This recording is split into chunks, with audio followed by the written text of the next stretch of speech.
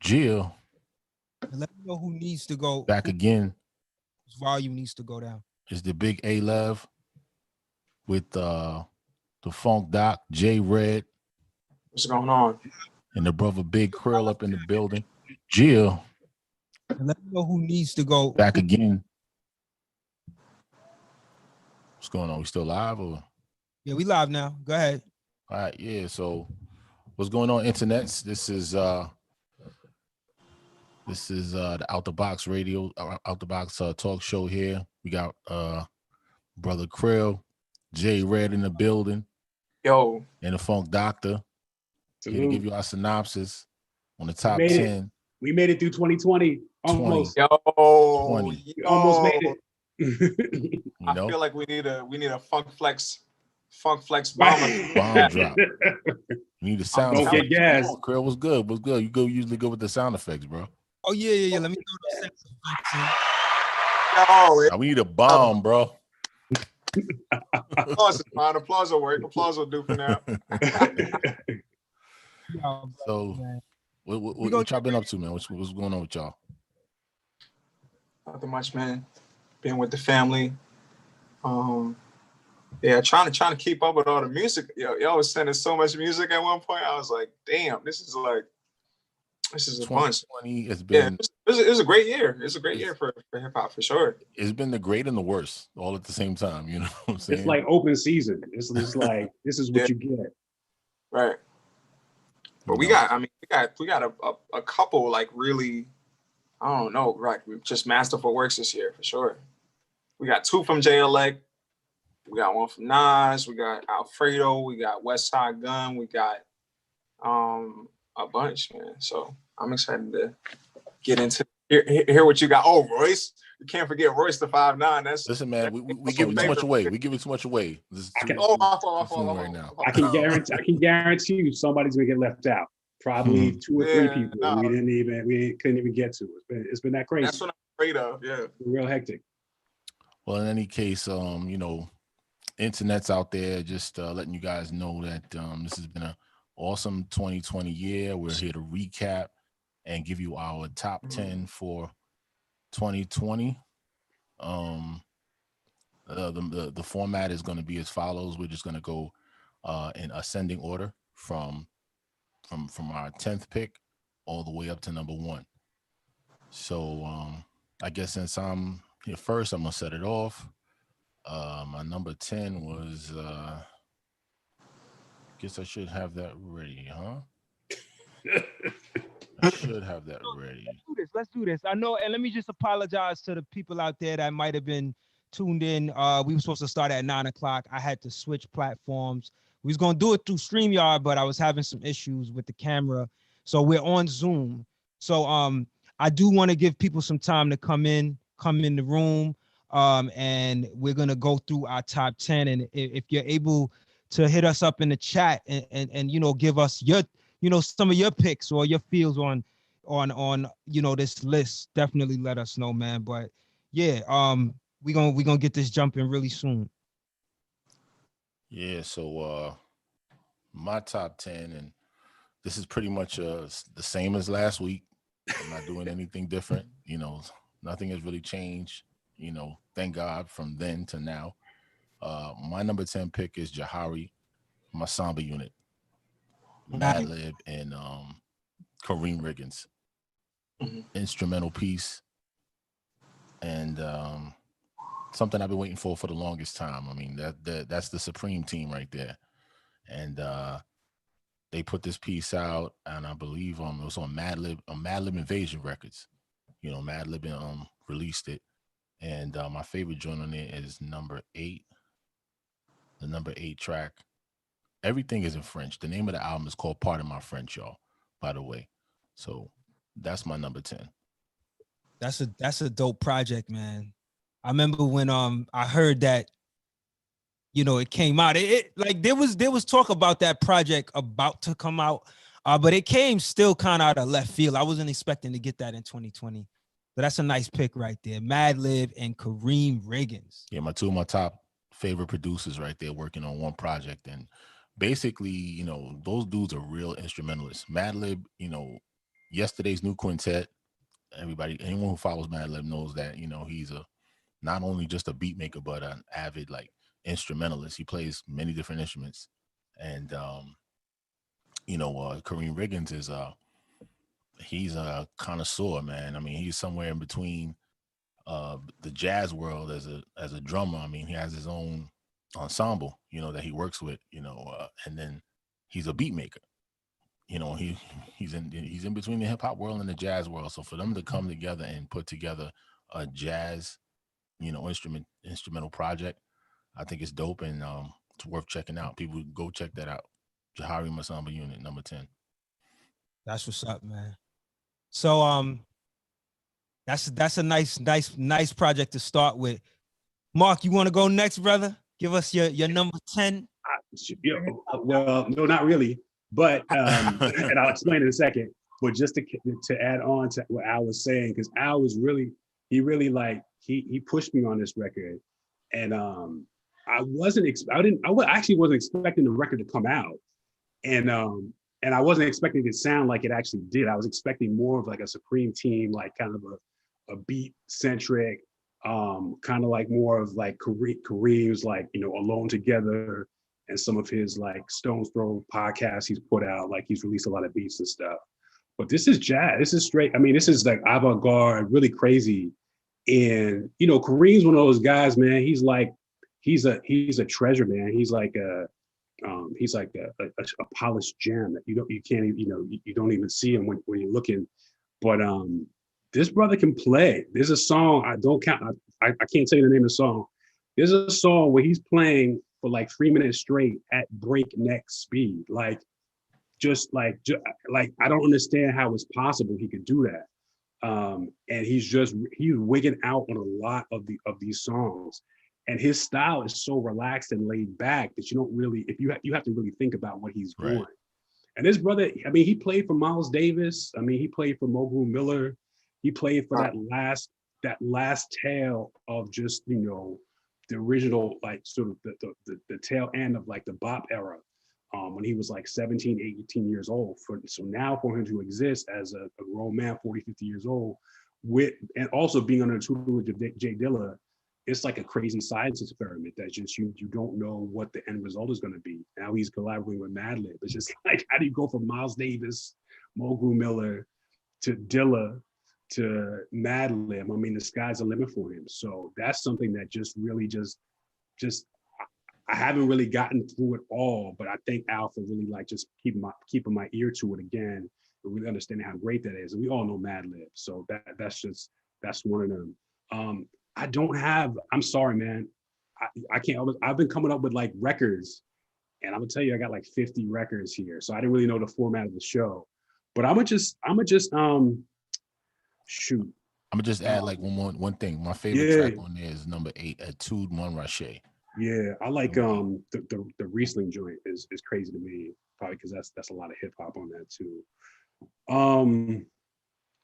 Shoot, I can't really say it, but what I'm gonna say is that as much as we love like the avant-garde, the underground Madlibs and the Kareems, and try to listen to as much Kareem Riggins as you can, because that brother's a truth. But I really felt like this year, and it's like in a different direction, was a great year for like a complete like movement that really, I mean, it's just the Griselda movement, Boldy James, who signed to Griselda now, I believe, still. Yeah, crazy. Let me see. The Mach-Hommy had a great year, coming off a tail end with a collaboration with DJ Muggs. Earl Sweatshirt came out this year.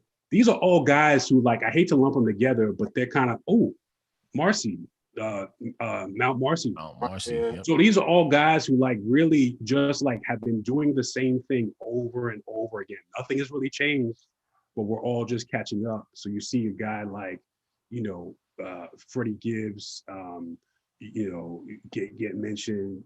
He's got a lot of collaborations. Like, I believe, Marcy's on that project. There's a lot of these cats, a lot of the quote unquote underground who are just like now bubbling and rising to the top. So I'm gonna start some of my lists with that same thing, but I'm gonna put let me see. Let me do yeah, I'm gonna do shoot, I'm sorry, y'all. Yeah, let me put Marcy on there. Let me put Rock Marcy, Mount Marcy. Came out with a nice thorough joint coming right off of Murcielago last year, 2019. Crazy joints on there. He got the features are crazy too. He has a standout, a stellar performance from Schoolboy Q on COVID Cough.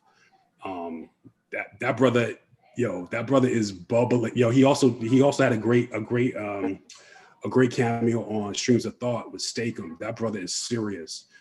Cool Keith makes a crazy, like weird, like just like unexpected, and there's no the features aren't mentioned in the song. So Cool Keith's on that joint. Marcy's really been, and like, you look back now, is that whole movement that's sort of like just off kilter, sort of not really like rhyming perfectly in sync. The soul beats with no drums, just the loops, just really that old feeling. And Marcy's been there from the beginning. So I'm gonna start it off with Mount Marcy, definitely a strong project. Yo, Mount Marcy, huh? Yeah. That's what's up.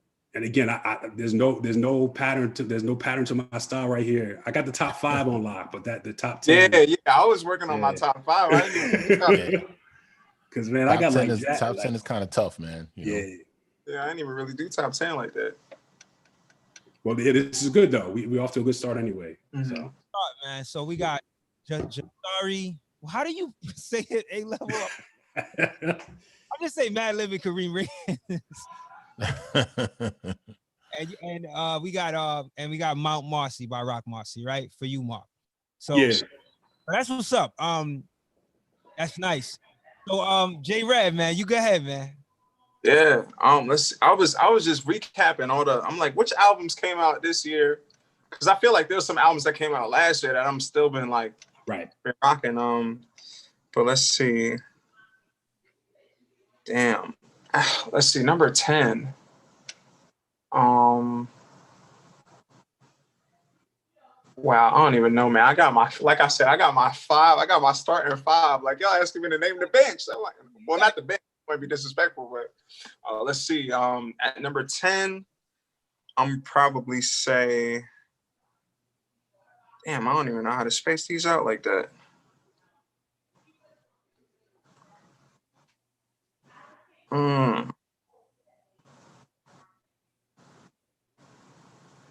Number 10, I'm gonna put M's joint, Eminem's joint, the music to be murdered by, the first one.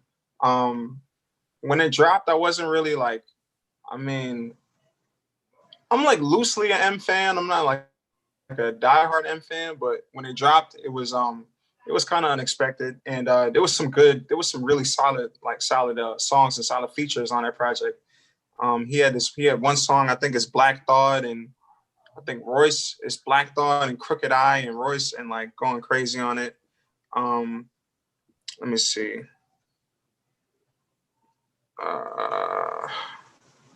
Yeah, there's Ya. It's Royce the 5'9". I think it's Black Thought and somebody else. And then he's got another song called I Will with King Crooked with Royce. He's got another one called You Gon' Longer. It's really just him and Royce just going crazy on that. That's what's up. On that album. Love that track. It's dope. Yeah. So I would say that at number 10 because it was kind of unexpected. It wasn't like it wasn't necessarily the M that I'm like that I wanted all the time, but you know what I mean? Like it was substantial enough, I think, to make the list for sure. So that's my number 10. Eminem, music to be murdered by, for sure. Word. Got it. That's not a bad one. A level, you might want to change your name, man. You just got to go to more. Yes, listen. I'm repping. Rapping, right? I'm repping that. I'm repping that. All right, that's what's so up. Good. Believe, stand up. All right, so that's dope, man. I like that. Let me just say, like, me and A Level, we did a show with a group with a collective called Spotless Minds last week on YouTube, and the show, we were fortunate to be guests on the show, and we gave our top 10. So my top 10 is pretty much going to be generally the same. I did change a couple things on there, just probably like one or two names, but it's more or less the same. Damn, this is crazy. So y'all got y'all top 10. We got me and Mark. Me and Mark got to We're make looking ours. crazy. We look like we just showed up. Like we didn't know what we was going to talk about. Crazy. Like, yo, what's your top 10? Just the last week. Damn. Shoot, they was asking. They was asking for top 20, bro. Yo, It was worse than Nah, that. crazy. Top 20? Oh my God. I got a top 20 if y'all want to go there, but Nah, I don't even remember all the albums that came out this year, to be honest. What was it called? Honorable mentions, or Mm-hmm. okay. made it. All right, so I'm gonna go through my top 10. I just want to preface by saying that this year has been the hardest year for me to pick a top 10 because of so much music that came out. Yeah. And I was extremely plugged in with the podcast, Out the Box Talks. So I was so plugged in with what was happening in the underground hip hop scene. Something else I didn't get a chance to say in that show that we did with Beats, it's Beats, Sneaks, and Rhymes. That was the channel we were a part of. And shout out to Sister Simone and Brother Damon. Rhymes, Simone and Damon.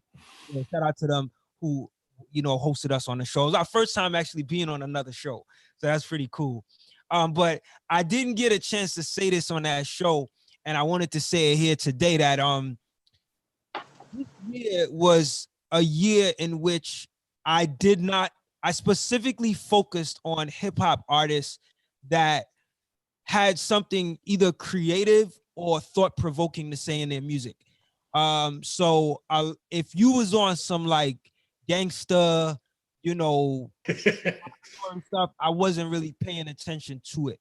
And I made that decision because it was a moral decision on my part, because I realized how powerful hip hop is, and the position that I'm in to actually share this music through the platforms. Mm-hmm. I wanted to be mindful in what I was promoting. Don't get me wrong, I do listen to some of that ratchet stuff every now and then, but it has not been my focus, and it really hasn't been the music I've been checking for the most part. So I just wanted to say that. So when you see my list, is really going to be moving in that direction. But at the same time, I want y'all to feel free to put whatever. So if y'all got some ratchet shit on y'all list, go ahead. Yeah. All right. So top 10. I know I done give my whole spiel, right? So pardon me for the long-winded talk. Do you think, bro? Number 10 for me, in 2020 is One Below's Baby album. It's called Baby. And it actually stands for it's an acronym that stands for Being a Black Youth. I really like this album because it is extremely thought-provoking. I love it because it's like a concept album.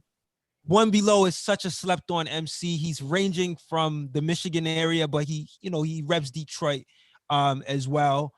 And this album was an album that was supposed to come out about 11 years ago, maybe 10 years ago, and it didn't come out. And I was telling A-Level when we had did a show with we did an interview with him at a CMJ Plug Research show. This was back in 2011, and at CMJ, wow, CMJ, right? yeah. Show, we asked him, we were doing like little backstage interviews. Bilal was there, Shafiq Hussein was there, One Below was there, Invincible was there, John Robinson was there. There was a number of artists backstage. Pharaoh Monch was there. So we had like little backstage interviews, like real quick interviews with them. And I had asked One Below, we did a little quick interview, and One Below said that album was about to come out in that February. We did the interview like in October. So 2011, Yeah. and so, like, for it to come out now is crazy, amazing, and it's such a dope project. Like it's a conceptual project. It has subject matter on there that's dealing with the theme, you know. So each song is actually goes by the baby acronym. So you got Bars and Beyond, Oh wow, barbecues, and I'm forgetting like that's crazy.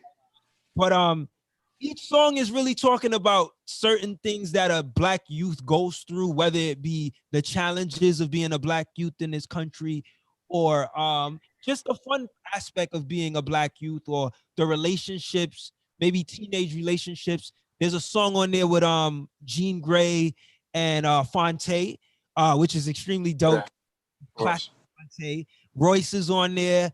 The whole album is produced by Eric G, who is a producer out of the Jamla, what is it, the Soul Council with Ninth Wonder and them. He's part of that collective.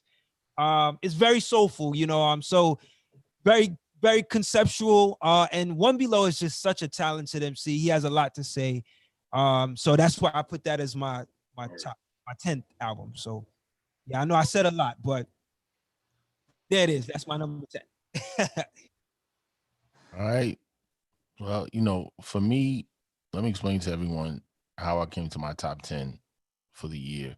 For me, I'm more so of a person that I can't listen to 1,500 records at a time and appreciate them all the same way. I'm not a massive amount consuming listener at a time. So for me, the top 10 albums that I've chosen are the albums that I've actually spent the most time listening to throughout the year. The albums that jumped out to me and made the most impactful statements to me for the year. So these are the albums that I, you know, that are in my top 10. For me, the next album, I'm sorry. It's cool, guys. Jahari was my number 10. Mount Marcy is my number 9. Rock Marcy on two lists for the night. All right. Go get that reloaded, by the way. He re-released it. It just dropped yesterday. Yeah. Word. Okay. I think it has a bonus track on the physical version. I think he said something like that. Yeah, tell us more. Mount Yeah, I Marcy. mean, if we're talking about rock, man, I mean, he's such a pioneer for the new age, you know, wave of, like Doc mentioned earlier, sampling and rhyming over straight loops with no drums. Sound is dirty, but his flow is crazy. You know, his flow, his cadence, his style, his presence on the mic, somewhat reminiscent to me of New York hip hop in the early 90s, of the last of that kind of sound, that whole Raekwon Ghostface type of flow, you know, that you know, New York, in my opinion, really doesn't have that kind of flow or that kind of sound anymore, that it lost. And it's so endearing to me because when you listen to that album, it's almost like you're in another world. You're in Mount Marcy. It's literal. You're in Mount Marcy, and you know, he's in that whole pimpology stuff, man. Everything is just pimped out, and you know, Swagger. posting up, getting my Mac on, pack of 40 gate long, you know, like it's just so clever about him, you know. So, and the only reason why it's down at number 9 is because it just came out not too long ago. So for me, I'm still trying to digest it. So, you know, it probably would move further up my list, you know, if I spent more time with it. I'm sure of that. Shout out to Marcy, man. I mean, For real, yeah. He comes through every year. He's one of them MCs that always comes through. You know what I mean? Like, I feel like for the past few years, every year he's dropped something. And just when you think it's the end of the year and you're not going to hear nothing, he comes through. But I think that was the case with Mount Marcy, too. Beautiful. Actually paved the way for a lot of this Griselda stuff, too. Yes. You know? Absolutely. And they give a lot of They give a lot of props to Rock Marcy for, you know, for just keeping it consistent, you know, as far as the authenticity goes. They'll tell you, you know, how much he influenced kind of. I mean, they were themselves, of course, you know what I mean. But like they acknowledge him and his sound, like being like something that inspired them, more to capture that feeling they were trying to capture and to stay consistent with it. Because Rock, he don't change no matter what he can do or nothing. Like he's not trying to be. You know exactly what you're getting, and it's gonna be fire. You know what I'm saying? So I think that was just one of those things that they respected about him, like that gritty, like you said, that gritty like '90s rap, the spirit of that. You know what I mean? Just keeping it grungy and keeping it gritty and creative. What's crazy is that he's producing for other people too. He produced for that Stove God Cooks joint, that Reasonable Drought. Oh, really? Okay. Yeah. I know that. He produced the whole thing, yo. Yeah. Okay. That whole joint he produced. Serious. Yeah. So yeah, that's what's up. Mount Marcy on 2 lists. Rock Marciano. Shout out to Rock, the originator of that sound, man. Nobody could take that away from the brother. Mm-hmm. So what you got, Mark? What's Yeah, just I had him at 10 just because I felt like I just didn't want to miss him and really give him the acknowledgement for this whole movement that's really going on, that gritty underground. I mean, I guess there are cats for there's a lot of people who are not from New York, but they still have that just New York type sound. It's crazy because I forgot that Marcy also, his production hand was so strong, and his ear is so crazy because he's taking loops, maybe 2-bar loops and just doing just picking the right sounds just to really loop over and give it that soul, that beat. And then on top of that, you're right, the whole Ray and Ghost, type methodology where it's really the content is important, but also just the aesthetic, how you style your words, what you say, how it's like another instrument. So in essence, there's some songs where there really isn't that much of a beat on the last Morrissey project. There really isn't that much of a beat, but he carries it on his own with his rhymes, because the rhyme pattern and his vocals are like part of the beat themselves. So yeah, shout out to Marcy. So yeah, I'm gonna just try to knock out this whole movement that I've been talking about with Mach-Hommy. Like this brother is he's kind of a mystery to me, you know what I'm saying, in terms of what his potential is. I mean, he's been dropping features. Once you hear him, it's one of these things where it's like, who is this guy? What's going on here? Is he and you hear him the rhyme pattern, the scheme. Sometimes he don't even care about staying on beat. Sometimes it sounds like he's talking. And then last year with the Muggs project, I believe he's of Haitian descent, so he's rhyming he's rhyming in whatever the patois, the French style. He's just going all over the place. I mean, this brother might break down and he gets real melodic too. So he had probably one of my favorite songs this year that came out was on the Earl Sweatshirt, The Feet of Clay. He has a song with him called 4N. And they're rhyming, but it's kind of mumbly, but it's just more about the rhythm and the cadence and the pattern that just kind of gets you. And the beat is a backwards loop, so that alone kind of gets you nodded. It's a real hypnotic joint. The only reason, so Mach-Hommy, I really didn't get a chance, but I think it just came out last month. But he's had enough features. He had a feature with actually I think that might have been last year, but with Droog and MF Doom, and he had a song called Squeaky Hinge, which came out as a solo, a single joint that just out of nowhere with a crazy video.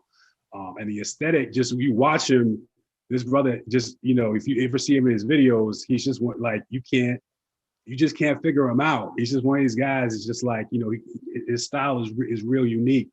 I hear he's a great businessman, and just I really wish the best for him in the future, because he's what we need. He's that just sort of that guy, that character. So yeah, definitely looking forward to. I mean, almost, I don't want to compare too much, but the same almost production style as the Mount Marcy project. A lot of these loops with no drums, but they have a way. The ear is not even about that. It's just about picking out the soul of the music and really making it soulful and making it your own. It's just kind of this new language that most people, I mean, it's really hard to digest for most people. There's a lot of times you feel, you know, some people feel like you don't really know what you're listening to, but it's just that it's really about that just energy. And I'm really just like wishing like good things for this man, Mach-Hommy, because you know, again, tied into the Griselda movement. You know, that's just one of the things you love about, I love about music, just that kind of like mysterious kind of, you know, almost convoluted and encrypted kind of, you know, hard to digest at one point. So I'm definitely looking forward to sitting with this this last project. I guess you can classify it as an EP, but it's called, I think it's called, in French, I don't know, but I think it's basically the translation is Dia de los Muertos, or Day of the Dead. So it's like maybe like 10 joints. There's a song called Henrietta Lacks on it. I mean, this brother's just like he's real cerebral with it. Yeah. You just gotta really like lean in with it. But yeah, definitely looking forward to sitting with that record for a little bit. But I'm gonna put that in there because that's, you know, I'm just feeling it right now. So Yo, it's so funny that record that you were talking about, I saw it when it came out. I think it came out years ago, but it got released on the DSPs this year. But he did put out a record, an album on Tidal. Was that you referenced that, right? I don't know. On Tidal. That's the one that had the squeaky. Yeah, so that's what happened. Okay. Because I didn't peep it because I'm on Apple, so I haven't. But I got the single. I saw the video for it. It's just, I mean, it's just cool. It's gritty. It's raw. It's, you know, it's kind of like what am I watching right here? But I don't want to turn it off. It's just that's what art is, man. So What's the name of that one? What's the name of that video? The title joint. I don't know the name of the album on the title joint, but Squeaky Hinge is the name of the single. Okay, got you. That wasn't on this last project, Dia de los Muertos. So I guess that's what the reason was, because it was on the title album. So copy. I might have to rock that free trial. Out there, if you are tuning in right now, thank you for tuning in. Shout out to Tri-Borough Gigolo. Thank you for tuning in. Shout out to Rosa. Big shout out to Rosa. She always represents for Out the Box. Shout out to Sacred Soul Talia Gem, another big supporter of Out the Box. Big ups. If y'all could just like the video, you know, just thumb it up, like it, I'd appreciate it, so we could get it out there to more people. Appreciate that. Just keep liking, you know, like the video. If you have already, thank you. But yeah, so I think just something to say about Mach-Hommy. He is an acquired taste. I don't know that everybody, you know, is like, he's like that big, like a lot of people are checking for him like that. But he's somebody that like I'm really intrigued about. Like, right. He has a persona that brings you in.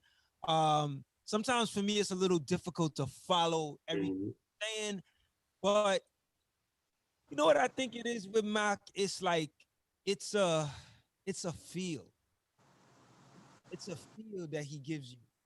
And I'm gonna look it up right now, brother Mark. I forget what record it was that he put out. I think it was like 2 years ago. Nicholas Craven is the producer. He had produced it. It was like an EP. And where he was, you know, he was wearing the Haitian flag, but it was like a, hold on, let me just get the name of it real quick, because I feel like I'm gonna butcher the actual description of it. But that, oh yeah, Wap Con George. It came out in 2019. Okay. He's rocking like a it's like a painting of him, and he's wearing like one of those military outfits of like the Haitian Revolution. Mm-hmm. Yeah. Like he's like, you know, like he's like is in one of those military outfits, but it's like a painting. Like it looks like it's a painting from a album. That project, it was an EP, and it just had a feel to it that really brought me into him, man. I was like, yo, this, and he reminds me of like a cross between 50 Cent in terms of his voice. Between yeah, okay. Mos Def. Yeah, oh yeah, definitely. And Mos Def is a huge fan. Like, how like Yassine Bey does. Yeah.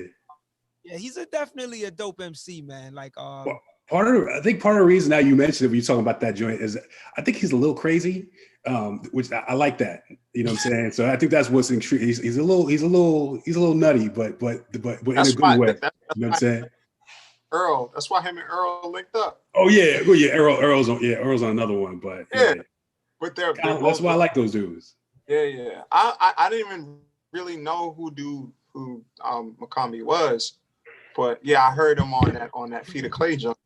Yeah. And I wasn't as enthusiastic about Feet of Clay as I was about some rap songs. Earl's the album that he I released, didn't like that. Yeah.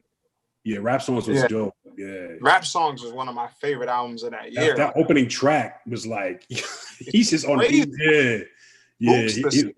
He's a force, yeah. The loops, the samples, like the verbiage, the words he was using was just all crazy. Mm-hmm. But yeah, I'm gonna check out Mach-Hommy for sure.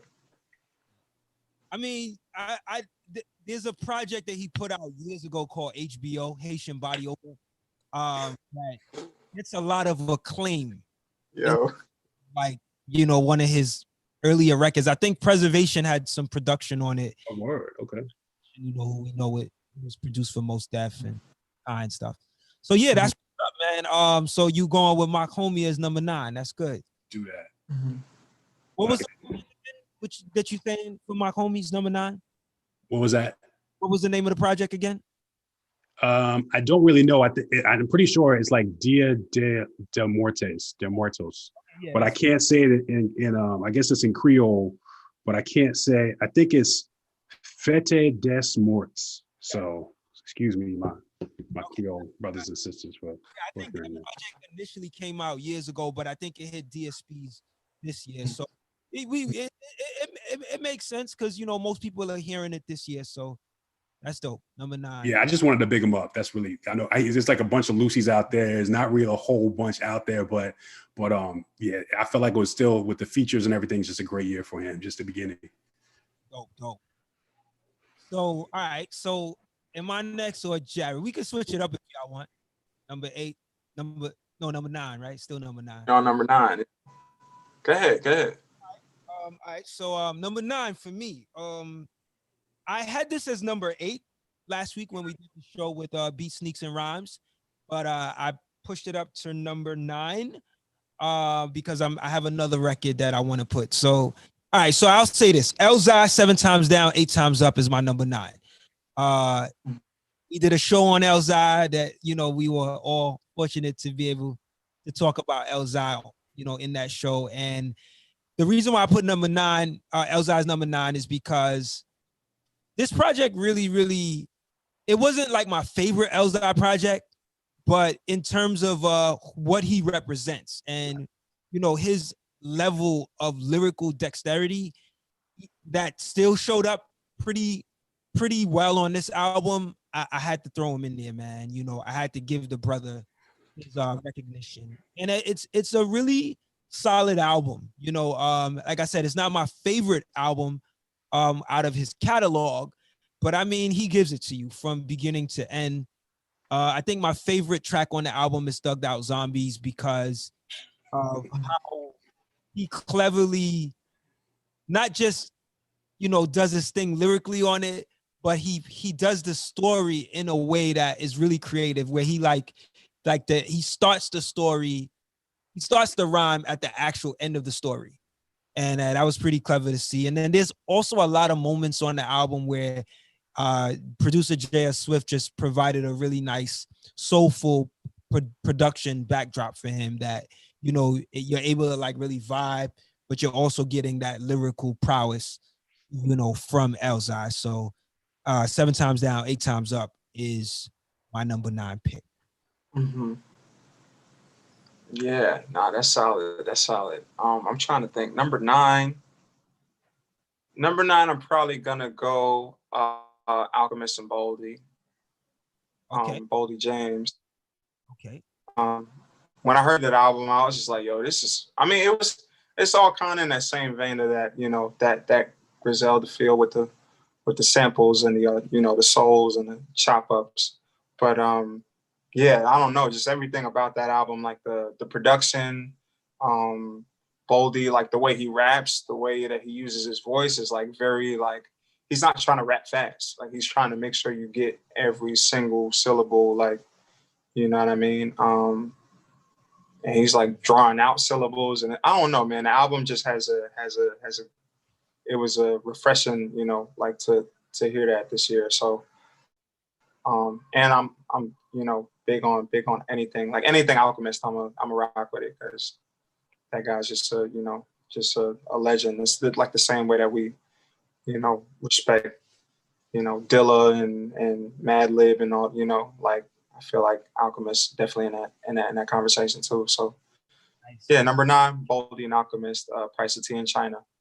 All right, I'm gonna have to stop the tape, but what a year for Alchemist! Like, Crazy. I'm so happy. I'm so happy for that brother. This is a Grammy year for What a Alchemist, year! Oh my God! Yeah. He got a nod. Ended it off with a nod. You know what I mean? I don't understand how he does it. Like, it's just like it's all, obviously, I think they're all samples, right? But it's just endless. And it's just like, the way he like arranges and sequences, like he's got a full orchestra. It's just, I don't get it. He has his ear for sampling is like among the best in the game. Ridiculous. Yeah, he's just The records he picks and the records he chooses, you know, that he digs for. His crate digging is ridiculous, you know. I mean, this has been going on since We Gonna Make It, and that's what I'm saying, right? The casual joint, Gotta Get Down. He got a song with Casual. Chord 90, man. Oof. Like I don't, you know, he's up there. He's like, yeah, just missed my top 5 of all time producers, but he's so consistent. It's just, and he's just getting better. It's just, you know, it's crazy. Yeah. That Boldy James joint, I didn't really check for it as much as I probably should. I gotta say though, I think I heard a couple joints off of it though, and I was like, yo, this sounds very intriguing, man. It sounds, I like the sound. It's dope. Yeah. That's what's up.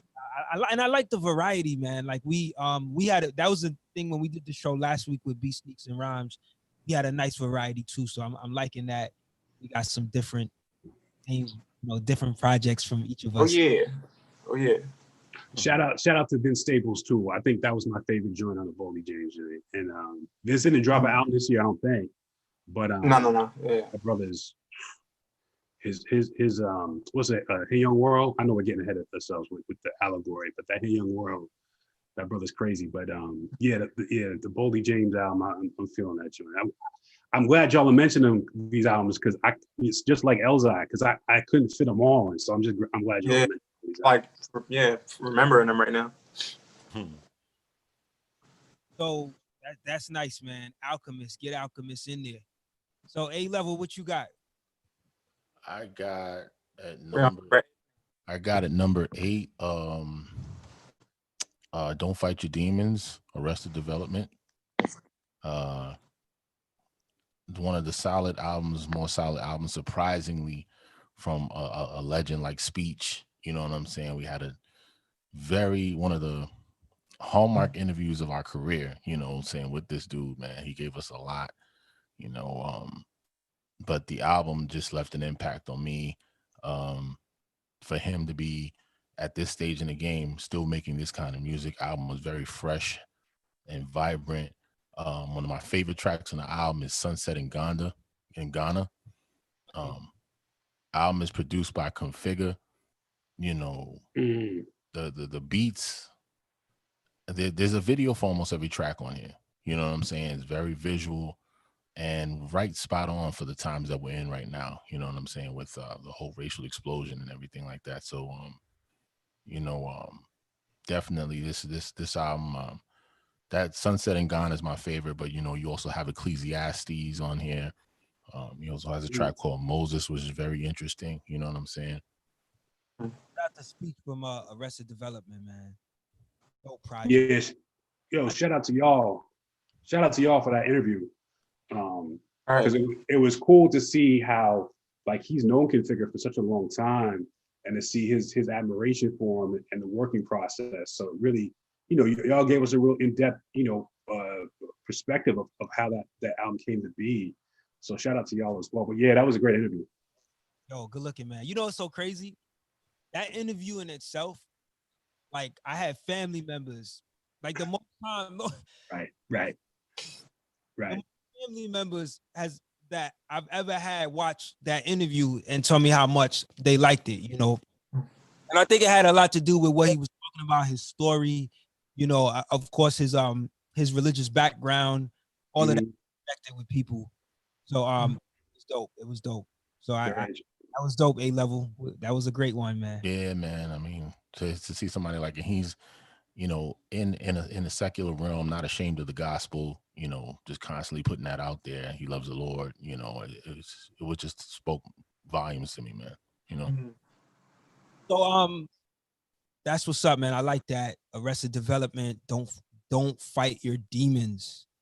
Which we asked him about that too. Like, why'd you name it that? You know, which he had a really good response for that. So all right. So that's what's up. Mark, what you got next? Number, where we at? 8? Oh, we're at 8. All right. Yeah. All right. So here's what gets interesting. But I know y'all have this on somewhere on your list, maybe even higher. But I'm honestly, my number 8 is Drake. Dark Lane demo tapes. Yeah. Look at that. I'm gonna give it to him. That album, nobody talked about the album. And it was super high quality. Just the 2C Slide video alone should put it in everyone's top 10. Because that was a flex of all flexes during a time of despair. That's where Drake is at right now. Like we were asking, why did he come out with a conscious record? He's just shooting videos of his 50,000 square foot mansion in Toronto with fireworks. And that song is crazy. That song got a lot of burn in my household, thanks to the young king who you might have just saw earlier. Man, Drake is, you can't, I can't hate on Drake because everything he does is with quality. I'm telling you, it might be a sad, sappy song about some ex-stripper girlfriend or what have you, but it's done to the best, man. My favorite joint in there is, I think it's called Time Flies. And I'm not going to say it, but the hook is like, I'm outside in my AMG. First of all, just that line alone, I'm outside in my AMG TT. Like, yo, I can't even say that because I can't even relate. But the way the melody like loops is crazy. That is my joint for real. I will rock that joint. Yo, shout out to Drake, man. He got his pops making cameos on there with his song he's been writing for 3 years and on Losses. You know, again, it's just what it was. What's the opening track? Like Deep Pockets. That joint is hard to me. Yeah, man. I just like really the bottoms are like I can get through most of the album without skipping. So that's more than I would expect to say at this point. Just the quality of production. It's just. I mean, again, it's not the gritty. It's not. You can't really compare with Mach-Hommy or whoever, but I think that album really hits. I'm always looking forward to like whatever he's coming out with here, the Certified Lover Boy. Just the title alone, Certified Lover Boy. I think it's probably going to be delayed a little bit for whatever reason, but he always comes with it, man. He's Drake, you know what I'm saying? So Dark Lane demo tapes, and I'm sticking by it. No, you know, it's gonna sound crazy, man. I didn't even realize that Drake dropped the album this year. You're right. That's how I don't check for Drake. Like, right. It's so funny. I was having a conversation with my son about this earlier. Like, I want to say like either a week or two ago. And I was just talking about how Drake, when Drake first came on the scene, I was like really interested in his music. I really liked his music. And I think over time, as an MC or as a rapper, I lost interest. And I think it had to do with his subject matter not really growing for me. And it was kind of like the same things he was talking about. He's a talented artist. But as a MC, like I feel like I've lost like my excitement with him for that. But hey, I like the diversity. Ever since Hotline Bling came out, man, I'm not joking, man. He just came fresh off a beef with Meek Mill, right? Just a real tough, like inflamed him, right?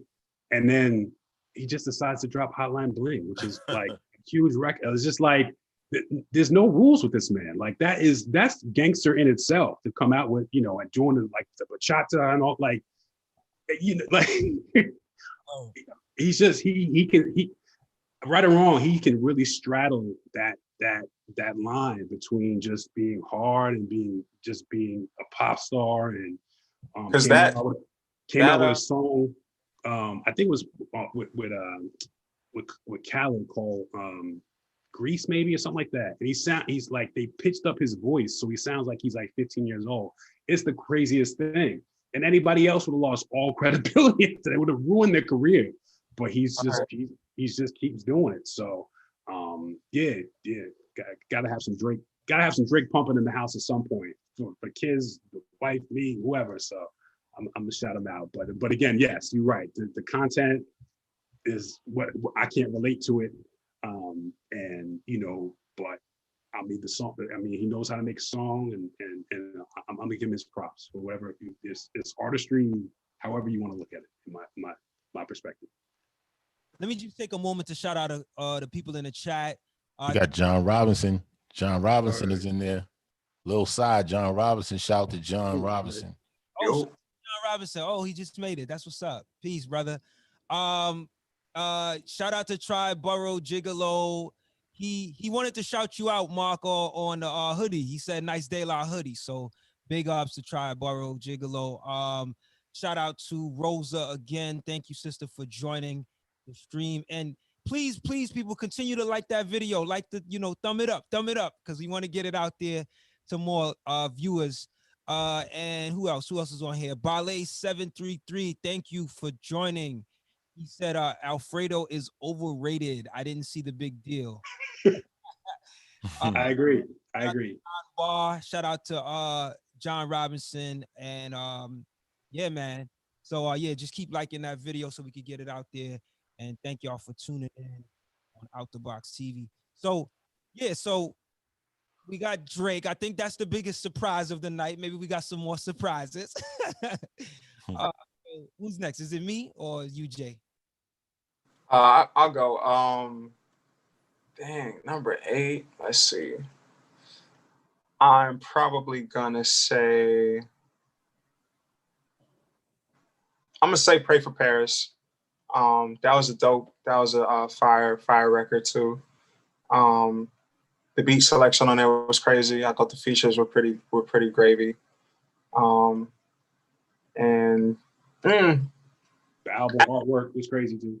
Actually, no. I'm gonna say Burden of Proof. Burden of Proof. Benny at 8. Hit Boy.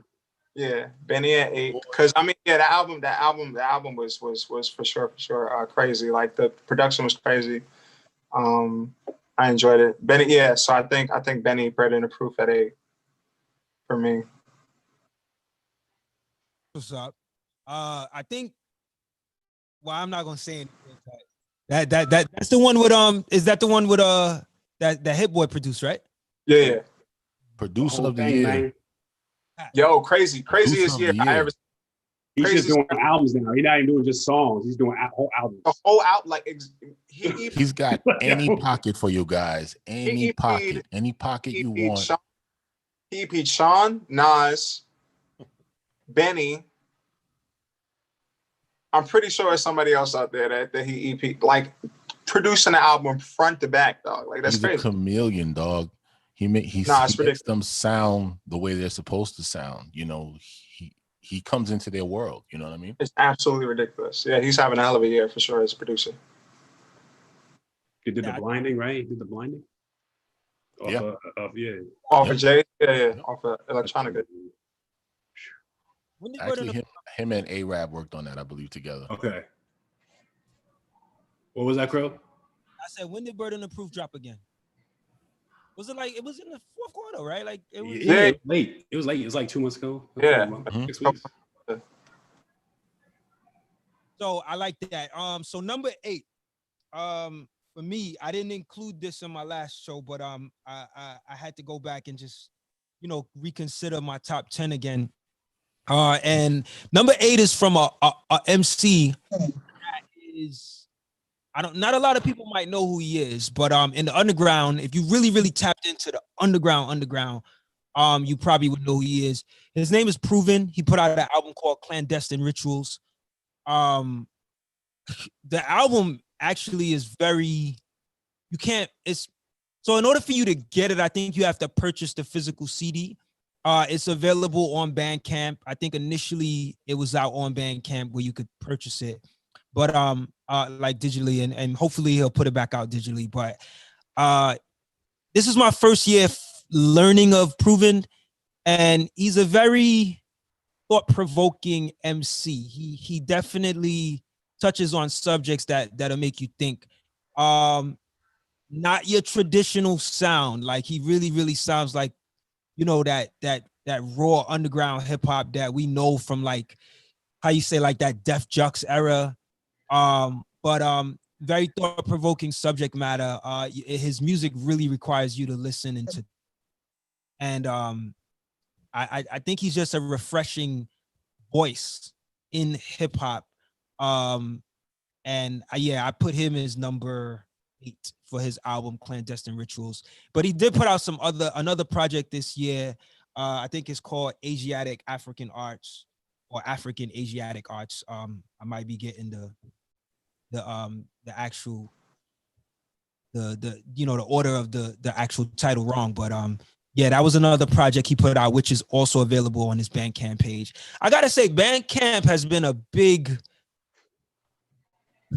being able to listen to a lot of music through Bandcamp has been pretty cool for me this year, because there's a number of independent artists that don't put music out on the digital streaming platforms. You literally have to catch it on. Right. Yeah. And me being just the fan that I am, I have no problem purchasing music that I'm a fan of. I do have, the streaming, subscriptions, but I'm a fan, so I do enjoy purchasing music, especially because, with Bandcamp, it's only a certain amount of time that you can actually listen to. So like if you're really like hitting that stream button over and over, they're gonna hit you with the it's time to pay. And I feel like if I'm doing that a lot, I might as well support the artist. So yeah, shout out to Proven. Clandestine Rituals number 8 is on my list. Cril, can I just interrupt, man? I knew I was gonna get this. I knew it, man. I was just gonna learn, and you was just gonna hit us with some joints that we just couldn't even think about. So I love it, man. It's an honor, man. I love it. Right. I'm gonna tell you, and all I can come up with is Drake. So I mean, it's like I'm terrible. So I need to learn. Yeah, you know what it is too, and I want to shout out a couple sites that I do actually go to learn about new music. Like shout out to rawdrive.com. I learned about Proven through that site, but they post a lot of new hip hop. Shout out to an Instagram site called Food Sick. Listen, man, they post like on a daily basis, and they post like lots of projects that I wasn't familiar with. Just a shout out to them as well. And I had heard about Proven through a website called hiphopgoldenage.com, and they like throughout the whole year, they post like their top albums throughout the whole year. So it could be January and they already hit you with all the top albums in January. You know what I'm saying? So they consist, and they're always updating their site in terms of like, so by the end of the year, some of what you saw in January, they pushed it to maybe honorable mention, and then so that's another dope site. I think it's Hip Hop Golden Age. So those 2 sites really, and then another site called grownuprap.com. That's another. So and of course with Out the Box Media, we push out a lot of like, I found out about stuff by just following artists too. So yeah. Shout out to some of those sites that are doing a lot, man, to keep us updated. Of course, you got the Two Dope Boys, you know, and OK Players and stuff. But those sites are really on the underground level. Like they're really They've been rocking for a minute too. They've been rocking for a minute. So yeah, that's my number 8, man. I guess A level. You want to go with your number 7? Number 7, I'm gonna go in with Extinction Level Event Part 2. Boss a Boss. Yeah, wow. Boss a Boss. Yeah. Oh, that album was cold. Yeah. It's another album that came out of nowhere and smacked us. He's got everybody on there, y'all. He's got like, you know, Chris Rock, freaking MOP, Kendrick Lamar. The track with Kendrick Lamar. That was the event of the year right there. Wow. You Wow, know, like his first record. The only drawback for me about this album, why it's not that much more higher, is because it was just too much. It was so much stuff, you know, to the point where it's just like, I think it was like, I don't know how many tracks is on there, man, but it's like, what, like 20 something tracks on there. Yeah. I was like, yo, you could have split this up in another album, but you know, I'm loving it nonetheless, you know, especially for Busta and the journey that he's been on, you know, just to come back. I didn't even think he was gonna make another album, you know, again. So for him to drop Extinction Level Event 2 in Extinction Level Event times, you know what I'm saying? It's just great, you know what I'm saying? Yeah, that's my number 7.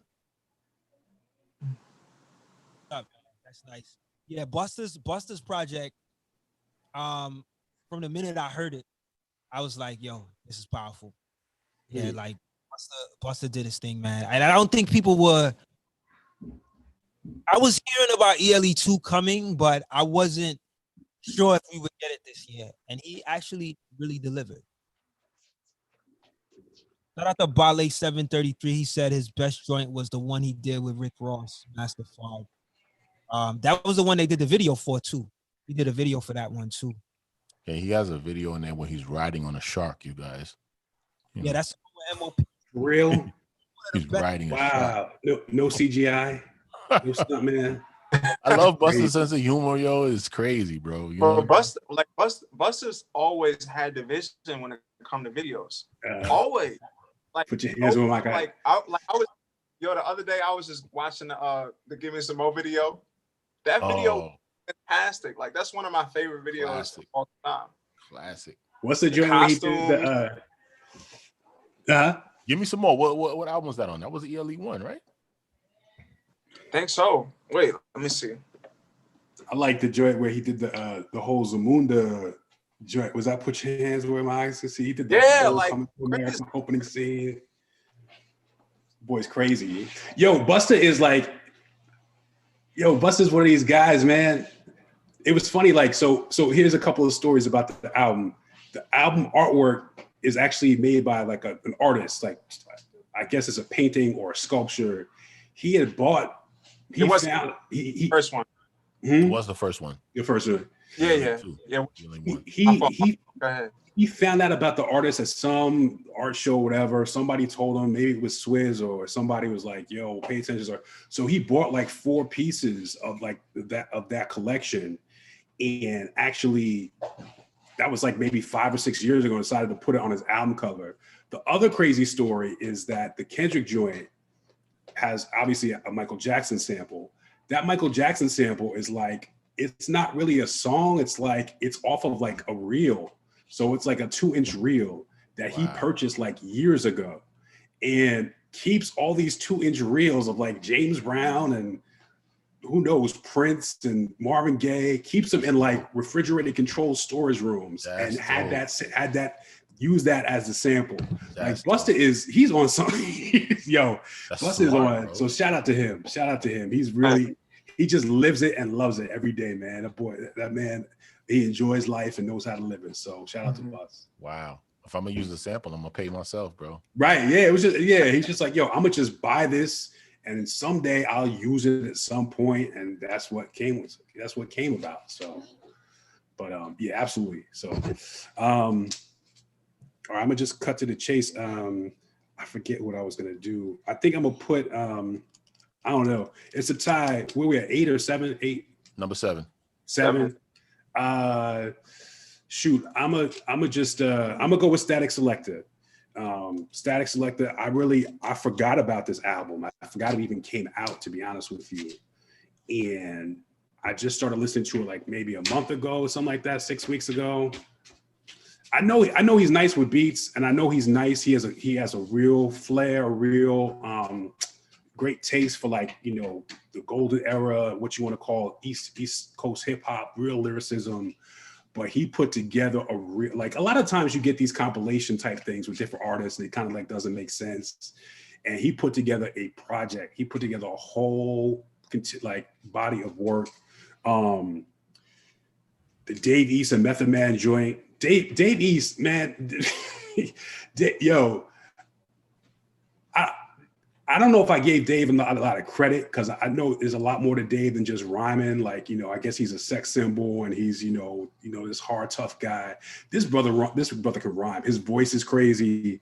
Him and Meth have always had a real good relationship. What else? Oh, the Lil Fame and Smoke is a song, man. Like, he came with a beat like straight out the MOP, like archives. We got Nas and Joey Badass, like Conway, Jada, Thurston Howell III, the low life. Thurston Howell III. Wow. I mean, this brother, he dug deep and put it all together. Like, he had a song, I forget what it was, so and so, and like 2 Chainz. So he knows how to do it. Shoot, let me just hold on one second. I think it's the Conway song. I think. Shoot, it's Conway, 2 Chainz, and Killer Mike. Killer Mike sound like an alien on that song. So yeah, definitely Static Selector. Yes, that is number 7. I'm very pleased with that project, as it's a whole body work, not just a collection of joints that you know, oh, like a mixtape type thing. Like, he produced that album. So shout out goes to him. That album came out like just the other day too. It was kind of like, I remember you hit Mark and you was like, man, I gotta try to get through this Static Selector. so much that came out this year, man. Yeah, I hit you up on the first listen, and I was like, it's one of these joints where you hope the whole thing's gonna be as good. It was off to a good start, and I was very pleased with it. So that's another project. I think, yeah, honestly, like, there's so many projects that people have been talking about that I have upstairs. So my list might be missing some things because there are some projects I just didn't get to like listen to completely. Like, for instance, Common's album, I never got a chance to really listen to. I think Busta's album kind of overshadowed it because, like, when it came out, but I still gotta go back and listen to it. So that's what's up, man. Selector, that was your number 8? Number 7. 7. Oh, 7. Nice. So yeah, let's try to speed it up a little bit. I know we got a little time, but let's try to speed it up in terms of the descriptions. But sure. So where we at now? Number 6. Well, we're at number 7. Mark did his. It's time for you and J-Red. Okay. So number 7. All right, I'll go. 7. Okay. Oh, my number 7 is Shay Noor. Her album is called As God Intended. She did an album with producer Apollo Brown. He, Apollo Brown is like one of my favorite producers. He's hailing out of Detroit. He just has a way of, he just has a sound that, like, when his sound is extremely soulful, but like whenever he has a way of like helping the lyricist to like whenever his production goes over a new like a new lyricist, like it just enhances the vocals. Like the lyricist could be dope, which Shay Noor definitely is, but like the sound that he creates just like really works well for her. Like her album is just amazing, man. Like and from beginning to end, there's really not any like skippable tracks. Maybe there's one track I would say, if at all, that you could skip, but Like, what I love about her is she has a gritty edge to her, but she speaks about real stuff. Like she's, you know, her music taps into the Black struggle, the Black experience. Um, she's just extremely authentic. Like when you hear her, you don't hear like this watered down feel like of a lyricist. And like she doesn't, like, she just holds her own ground, like, you know, like as a lyricist. It's really hard to kind of describe her, but I'll also say like she's very clear too with her words, right? So when she raps, like you could really understand her very clearly. She has that street edge. She's from Buffalo, so you know that whole Griselda sound. Although she rocks with 38 Special. She's down with his label, the Trust I think the Trust Records label. So you know what she's representing, right? Like if you think about Benny and what they stand for, it's that same kind of gritty sound, but her music is also very thought provoking, right? It's very relatable to what you know, people go through in the hood, right? And she's not glorifying it. She's just telling you what the struggle is, and she's very like I said, her subject matter is extremely thought provoking. So big ups to Shay Noor. I had the pleasure of interviewing her this year with Out the Box Talks. She did put out another project called I think it was called After 12, like a couple weeks ago. But this, As God Intended, produced by Apollo Brown, powerful project, man. Powerful project. If you guys have not heard it, I don't think you'll be disappointed, man. It's really. Yeah, I can't wait to check that out. Wow. Yeah, that's my number 7. 7. Let's see. Number 7 for me. Damn, I don't know, man. This is hard. This is hard. So much good music came out this year. I'm gonna say I feel like yeah, I'm gonna say Elzai. I'm gonna say Elzai 7. That album, I enjoyed it. I feel like it had a lot of replay value for me.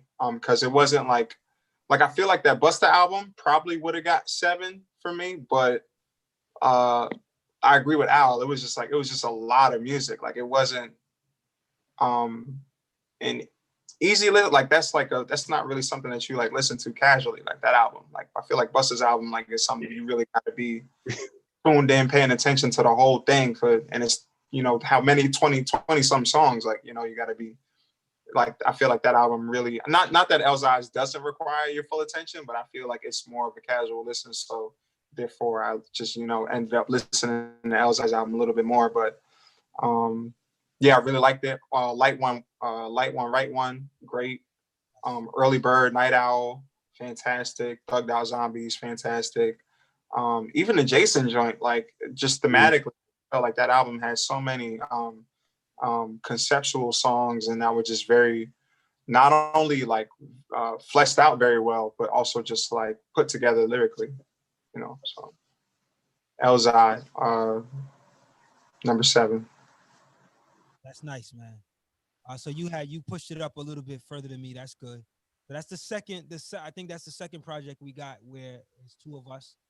Yeah, I'm sure there'll be more. yeah, it's gonna be plenty more. 5,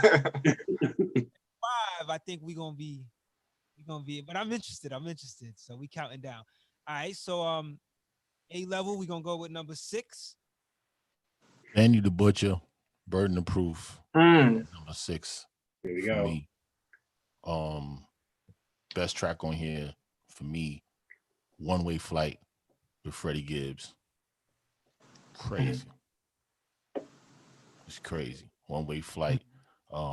Timeless with Wayne, and who was it? Was it Big Sean was on there? Yeah. Yeah. They got busy. They got busy on there. And I mean, you know, you hear a lot of rappers with the, you know, the street talk and everything else, and the hustling and stuff like that, man. But, you know, Benny is definitely in that that vein, that bloodline of a G-Raps, um, you know, Prodigy, you know, all of these guys, you know, but there's some sort of character I sense on this album. He gave us some depth, you know, to that. Not just talking about, you know, how much coke I can flip and how much dudes I shot. You know, he's actually, you know, giving you more in his metaphors and his similes. So I really appreciated that on this album. I got more than what I actually thought. I mean, I've heard of the entire Griselda movement. It's pretty dope and everything else, but I've heard each and every one of them getting a chance to get on their own feature projects and get deeper. Because that's what I'm looking for. When an album comes out, I'm looking for you to get deeper. You know, like, give me something more. You know, give me a piece of who you are. So that's definitely what I got from Benny.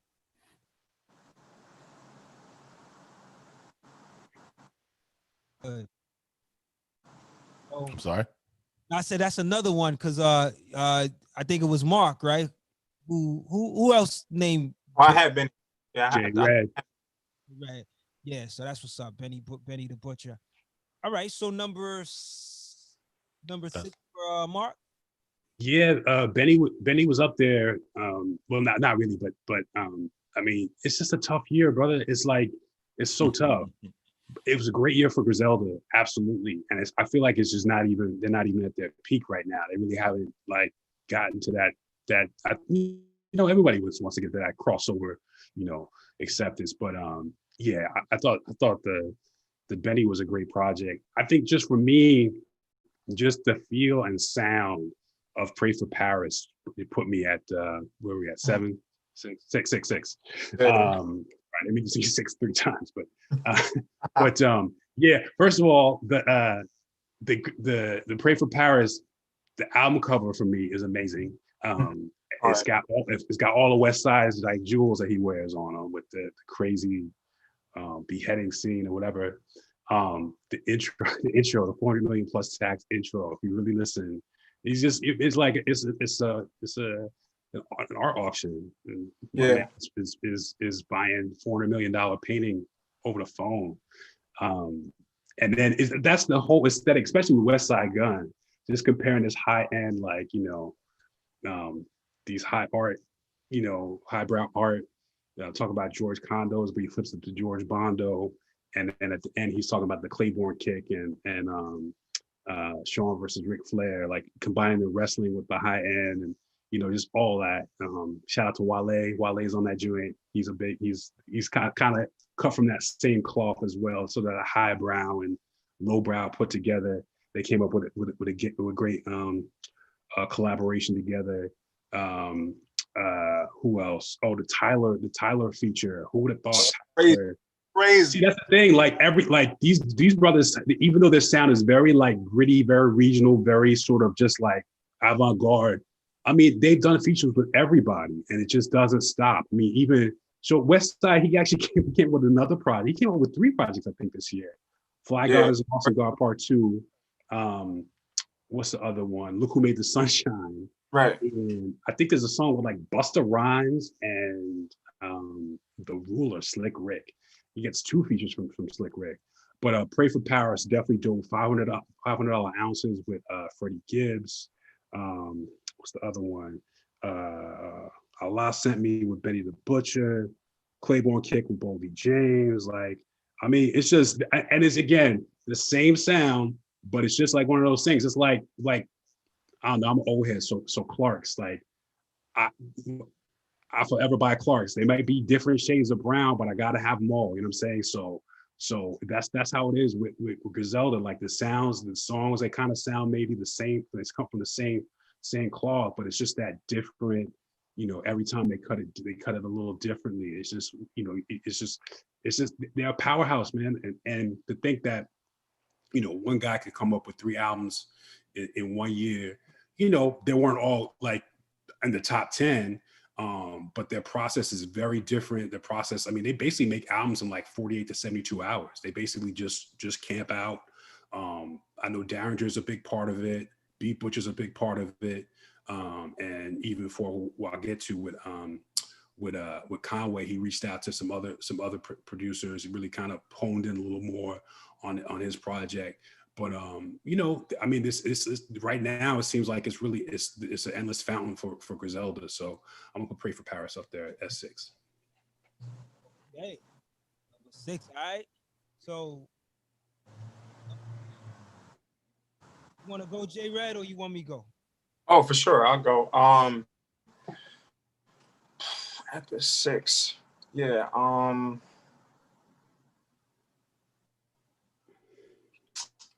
gonna copy Mark on this one. You put it out there, and then took yeah, I had, yeah, I did put it out there, but yeah, no, I think West Side absolutely like has to be on this list. So I'm gonna put Pray for Paris at 6. Yeah, I mean, like, it's impossible to talk about hip hop or talk about like this year specifically without mentioning West Side Gun.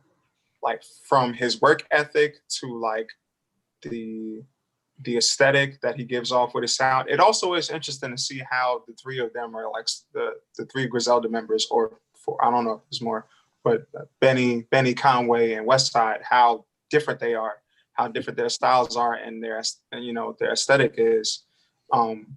With Westside really, really like just having the emphasis on the high art and the high fashion and like, you know, living in that world.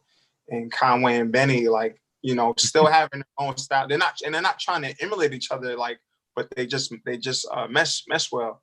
But yeah, Pray for Paris, that George Bondo, No Vacancy, the 500 Ounces joint, crazy. The joint with him and Boldy, crazy. So yeah, everything about like the way that he packages the album, from the artwork to the, you know, to that intro, is just, you know, is a feel and a theme. So I feel like it was executed well. All right, so Griselda is up in here. Yeah, for sure. Benny, I think I want to shout out Conway. Ballet 733 said Conway made the best Griselda album. That was his.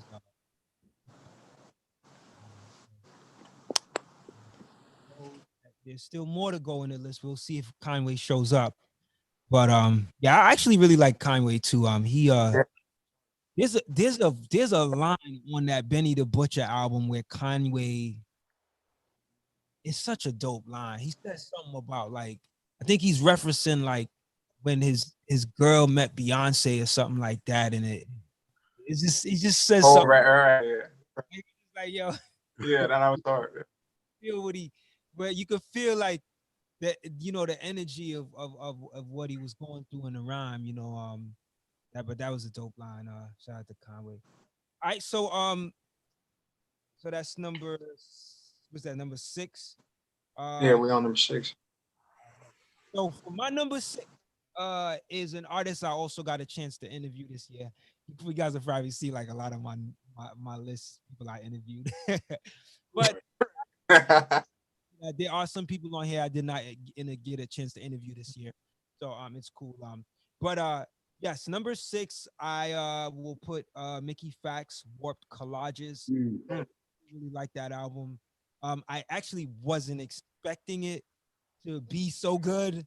I'm familiar with Mickey, you know, when he came into the game on a Double XL freshman cover some years ago.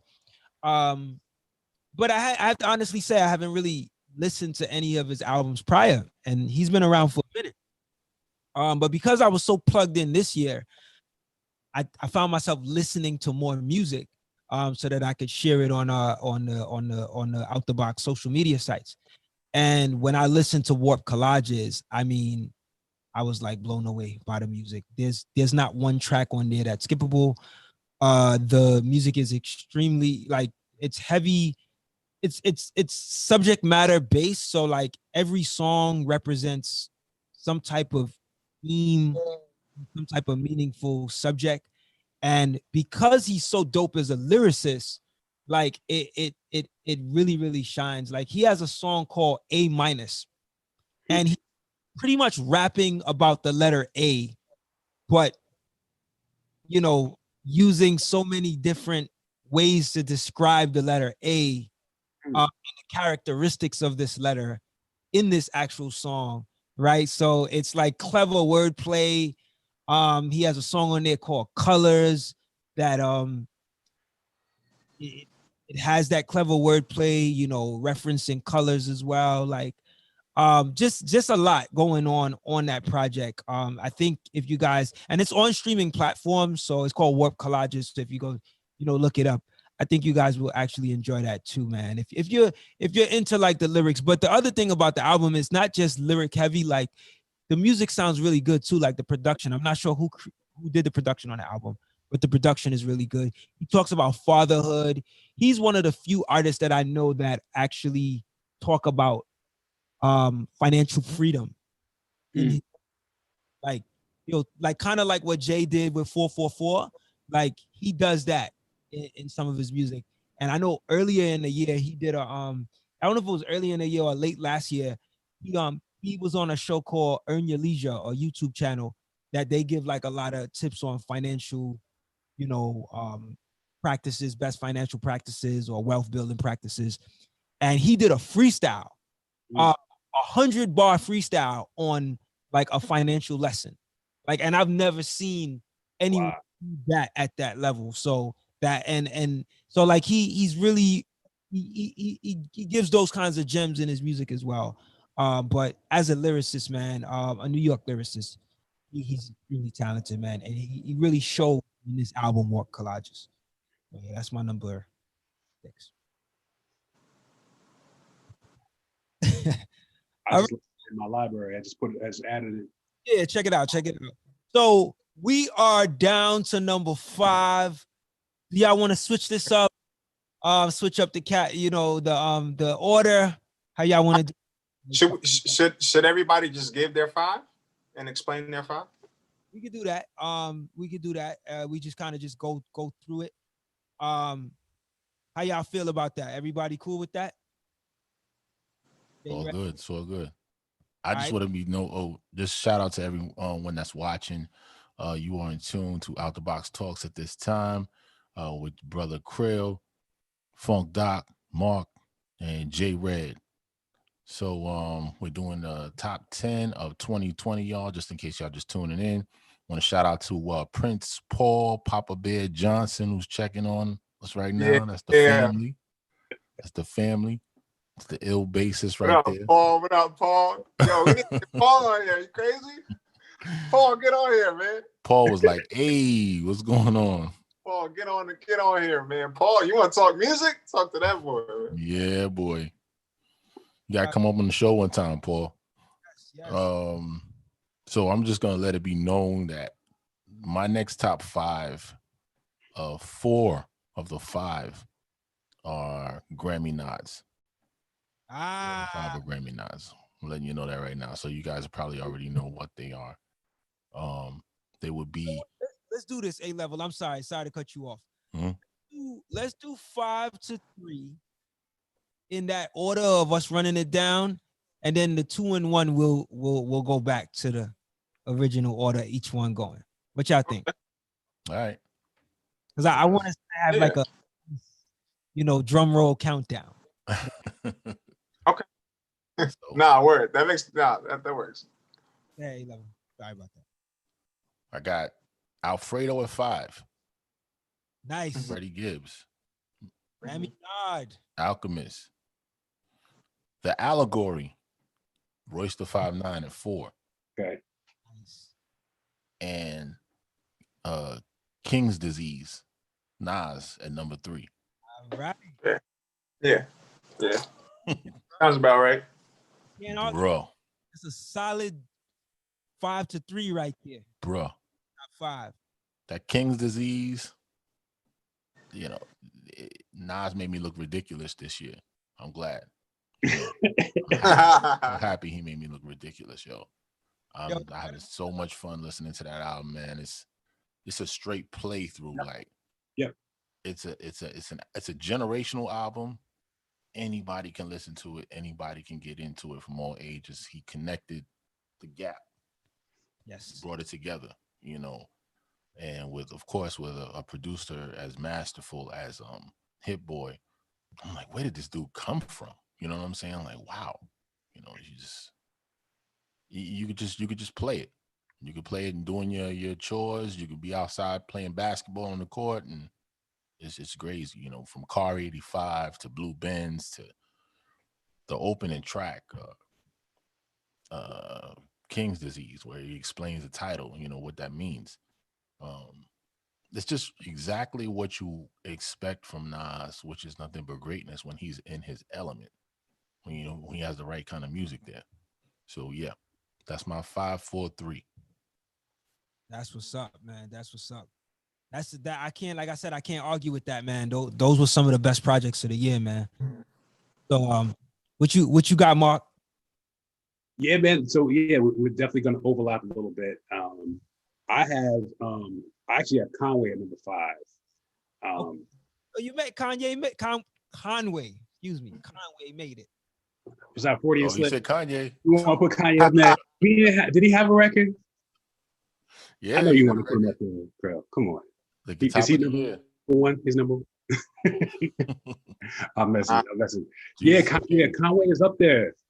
That's a sleeper. That's the joint, man. I mean, it's crazy. He's rhyming crazy on it. Man, he got man, Forever Dropping Tears. That's a Rockwilder beat. I haven't heard from Rockwilder in a while. And just the realism of him like talking about people who have passed, like him getting dressed for the funeral as he, it's just he's just a real dude. And I mean, I don't mean that in like the figurative sense. I mean that in like he really lives his life like out on a record. He has a song on some other album called Bell's Palsy. It's about him getting shot in the face and having that Kanye, here I go, the Conway grin, you know what I'm saying? Like I remember seeing him rhyme on Funk Flesh for the first time. I'm like, what's going on? And like, how is he even getting the words out? It's just his whole joint. But I mean, that's how he lived. I mean, that was, I mean, you can really, if you took the time, like just on YouTube alone, you could really sort of understand what the result of the story is lived out. It's the same story over and over again. What's the other joint? The Primo joint was ridiculous. Man, I had it. What's the name of that joint? Nothing Less. That just the way it's just the way that the chops hit, and it just kind of sounds like the record keeps turning around and over. Was a great way to end the album. Jesus Crisis. What else? Lemon with Method Man. Method Man, he's like the Dorian. He's like the Dorian Gray. Like he never ages with his rhymes. Like he what did he say? He said something like I forget what I'm terrible with lyrics, but he was like watching CNN, listening to Capone Noriega CNN, like just the way he just comes on the record. And then I mean, it's not just the features. It's just Conway really just doing his thing, what he's been doing for a long time as a lyricist with the wordplay. He got that little giggle. It's kind of like a Jadakiss laugh. Like he's really tongue in cheek with everything, and the production is crazy on it.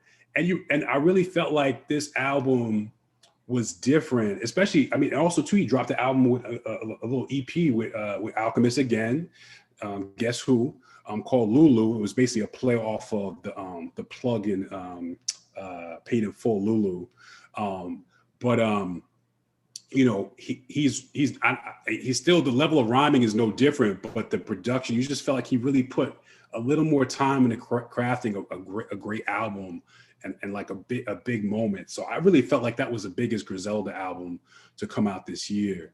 And he just deluxed it too. So there's maybe like 4 or 5 more songs at the end. He could have just dropped another EP like they usually do, but he deluxed it, added on to that. And those songs are crazy too. So so anyway, I have more albums to talk about. And then what was that for? 4 was Allegory. And I struggled back and forth between King to a God and Allegory, but Allegory just felt like me just a bigger album. Again, it's that real conceptual album that we've all like grown to love with, like the Master Ace Slaughterhouses and a lot of the Ice Cube albums as well too. Just putting it all together as like a sort of a walk through the life of of just through a Black life in general. Allegory. He got real socio-political on this album. Oh yeah, and it wasn't. I mean, it got to a point. If you listen too much, you catch a cramp. Because he did go on, especially in that first track. It was like kind of like spoken word, but Dope Man was great. And the fact that he did a lot of the production of the album as well too was awesome. I think maybe my favorite song is, because I haven't listened to it in a while, but my favorite song is probably the Young World joint with Vince Staples. Just the way, because I think it's a Primo beat too, if I'm not mistaken, but just the way that the bass line drops and how the beat breaks down and comes back up and spins around, it's just crazy. What's the other one? Fubu. Yeah, Fubu. So, you got Conway again, For Us, By Us. That beat to me was spooky. I really like that song a lot. Ever Dog. Ever Dog. Yes. Was and the other one, I Don't Age, that was crazy. Ever Dog, just going crazy on it. And just really, a nice showcase of just, I'm not even really talking about Royce that much, but just a nice showcase of just like who Royce is and like how sick he really is with it. Like he is just nasty. I mean, he's got an interesting outlook on life and just interesting perspective. Just, I'm saying like I know him, but just a great person. I was sure to talk to, because he just comes from just a unique perspective, and just a great cohesive project. And then number 3, what was number 3? Shoot, Alfredo. Alfredo was dope. So it was overrated, but it was dope, man. It was dope. What can I say? Alfredo, sorry y'all. Alfredo. I'm sorry, I don't remember all the songs on Alfredo. Scotty Beam, 1985. God is Perfect. God is Perfect. And then Babies in Full. Guess who? Conway again, but Babies in Fools, man. All I need come on, man. That is hip hop. That's hip hop, man. That's hip hop. So Alfredo's up there.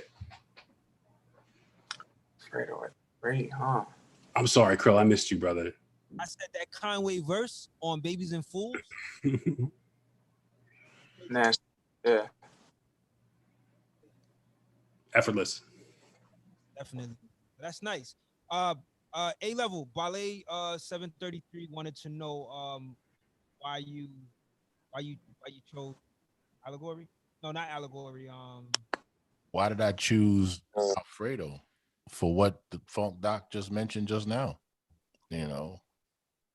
Scotty Beam, all of those tracks, those resonated with me, man. I'm a huge Alchemist fan, and it's cohesive. It's just a vibe. It puts you in a zone. It really Freddie does. Gibbs is that type of rapper that just gets on an album with any producer and just kind of just blends in. You know what I'm saying? And it was great. I had a great time listening to it.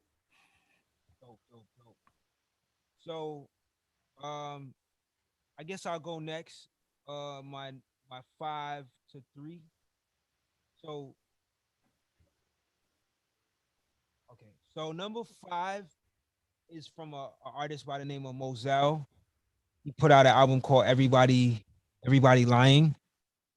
I found out about him for the first time this year, and I interviewed him not too long ago for Out the Box Talks, our podcast. And when I interviewed him, I found out he was Quelly Chris's brother. I didn't know that. In fact, when I went back into Quelly's catalog, I saw that Moselle was actually on a couple tracks. He's on a track called Black Twitter on Quelly Chris's album that came out this year. I think it's called Innocent Country Part 2, which was another dope project that came out. But so he was on that, and he also was on the album that Quelly and Jean Grey put out I forget the name of that album, but it was an album that had like a really funny cover to it. And so I say that to say that I didn't know, but I had already had heard of him. I guess I had already heard him through these tracks, but I didn't make connection to the artist. And he's a MC out of Detroit. He makes his music is extremely soulful. He produces as well. Um, very thought-provoking artist as well. Subject matter is definitely taps into the Black struggle and the Black experience. And I think what I really like about him is he has this clever way of how his voice is sometimes pretty melodic. He has a melodic thing that he does with his voice. And if you're familiar with Quelly Chris, you know, the sound is pretty much the same. Like similar because he's different. But I mean, I think he's one of them artists that you're gonna hear a lot about in the future.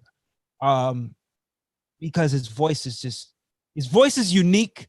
And he just has a very clever way of expressing himself in the music. And he uses like a lot of samples in the music as well. And it really there's a marriage of it's his voice. The music just sounds really musical. Like it's there's a marriage between the vocals, the samples, and his delivery that comes across really really musical as an artist. So yeah, Everybody Lying, that's Moselle. His music is only available on Bandcamp currently, so you got to check for that on Bandcamp. He also put out a couple other projects this year as well, but I would say Everybody Lying is there as my number 5 because the last project he put out this year, and it just really it works from beginning to end. And then number 4, I put Nas, King's Disease. I'm not gonna go too much into that because I think you guys already know why we did a whole show on that. But you know, Nas is Nas, you know, like, and hopefully I think that's the record that I hope wins the Grammy for 2021 for Best Rap Album of the Year. I would like to see Jay Electronica too. But I think Nas deserves it more than anyone else. So hopefully he comes away with the Grammy Award this year. But yeah, King's Disease overall, really dope project from Nas. And number 3, I have to go with number 3 is my brother Brownsville Ka, Descendants of Cain. I saw that somebody put that album earlier in the chat. So yes, that is definitely up there in my it was hard because I was tussling between that being my number 2 slot. But I gave it 3 because my number 2, I feel like what we'll talk about, I feel like really deserves that slot too. But Kai is like, you guys have heard me talk about Kai. He's like my number 2 favorite MC of all time. And his music just like like he never falls short of delivering extremely poetic, gifted lyrics that you could literally rewind over and over again and find something new. You know, find a new lyric that you didn't catch. He's one of the most poetic dudes I've ever heard in hip hop. He's very subtle in his approach. He's like real subtle, so you really gotta listen. But like when you listen to some of the stuff he says, it's like, oh my goodness, like you're blown. I mean, that's the vibe I get with him. So Descendants of Cain by Ka is my number 3. But yeah. Ooh, it's down to the nitty gritty. It's down to the nitty gritty. All right. Let's see. Yeah, I feel like we definitely gonna overlap a bunch. At the 5,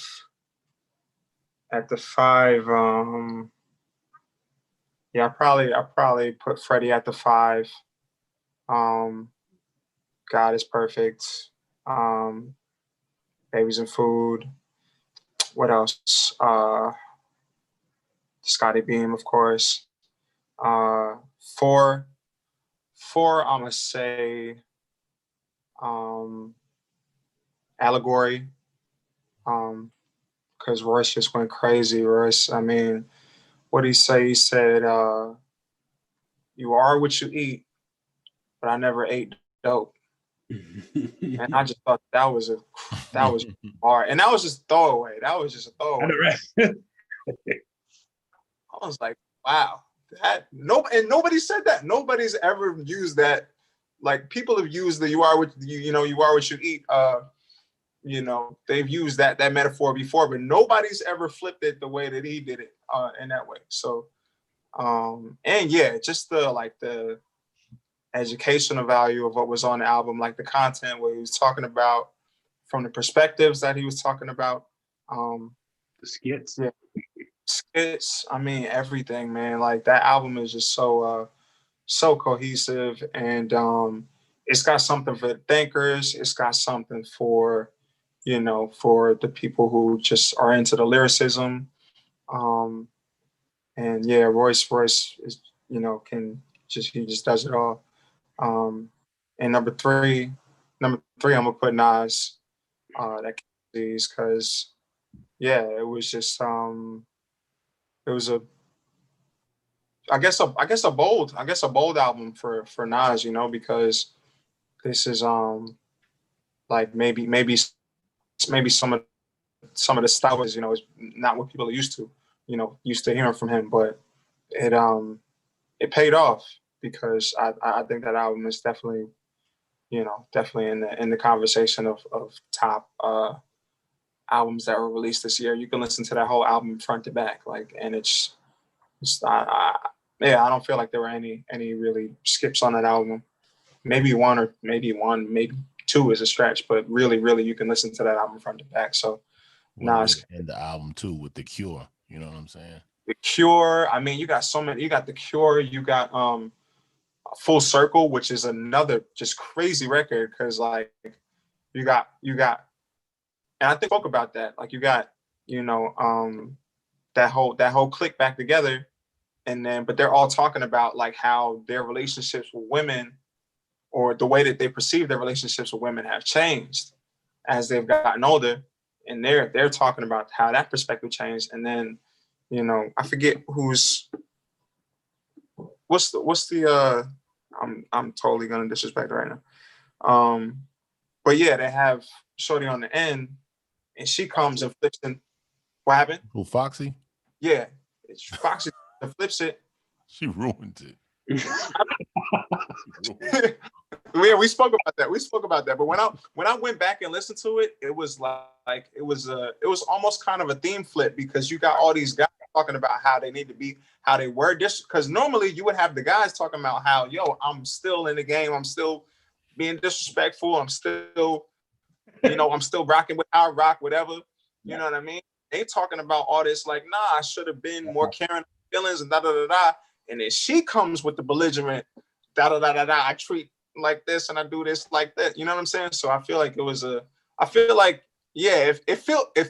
I first heard it, I was like, this kind of don't fit the song. But like looking at it from that perspective as like, just a kind of a flip of, what you would hear typically, men saying on the record and a woman saying on the record.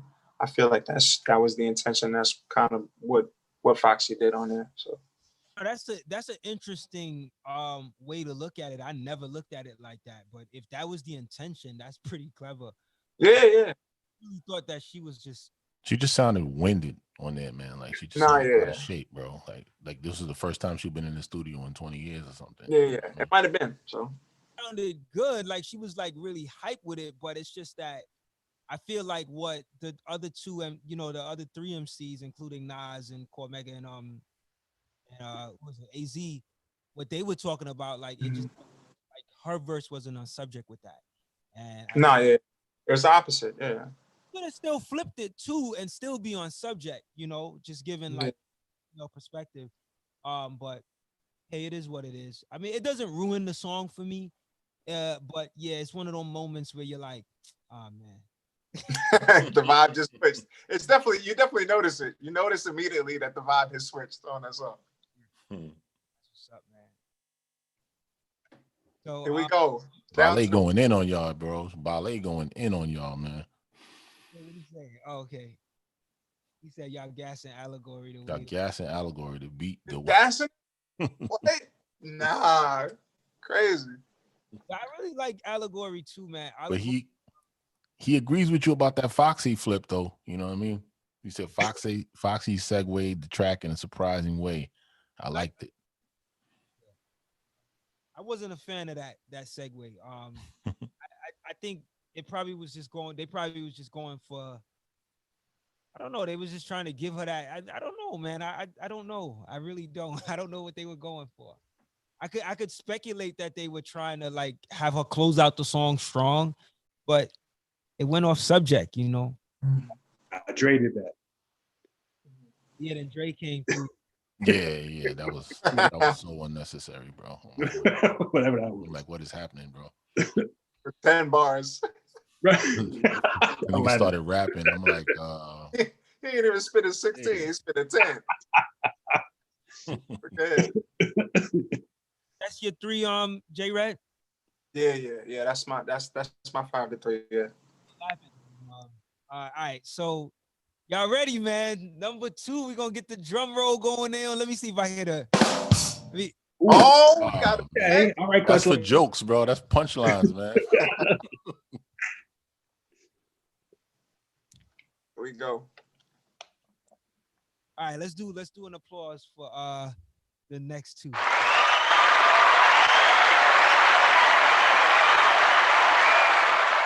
All right, so we are at Out the Box Talks, Out the Box TV's top 10 hip hop albums of the year. We have finally reached the last 2, so we're counting down 2 and 1. So I got my brothers A Level, brother Mark, and brother Jared J Red in the place to be.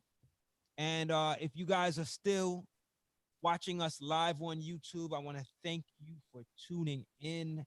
Thank you for holding it down. Shout out to Triborough Gigolo.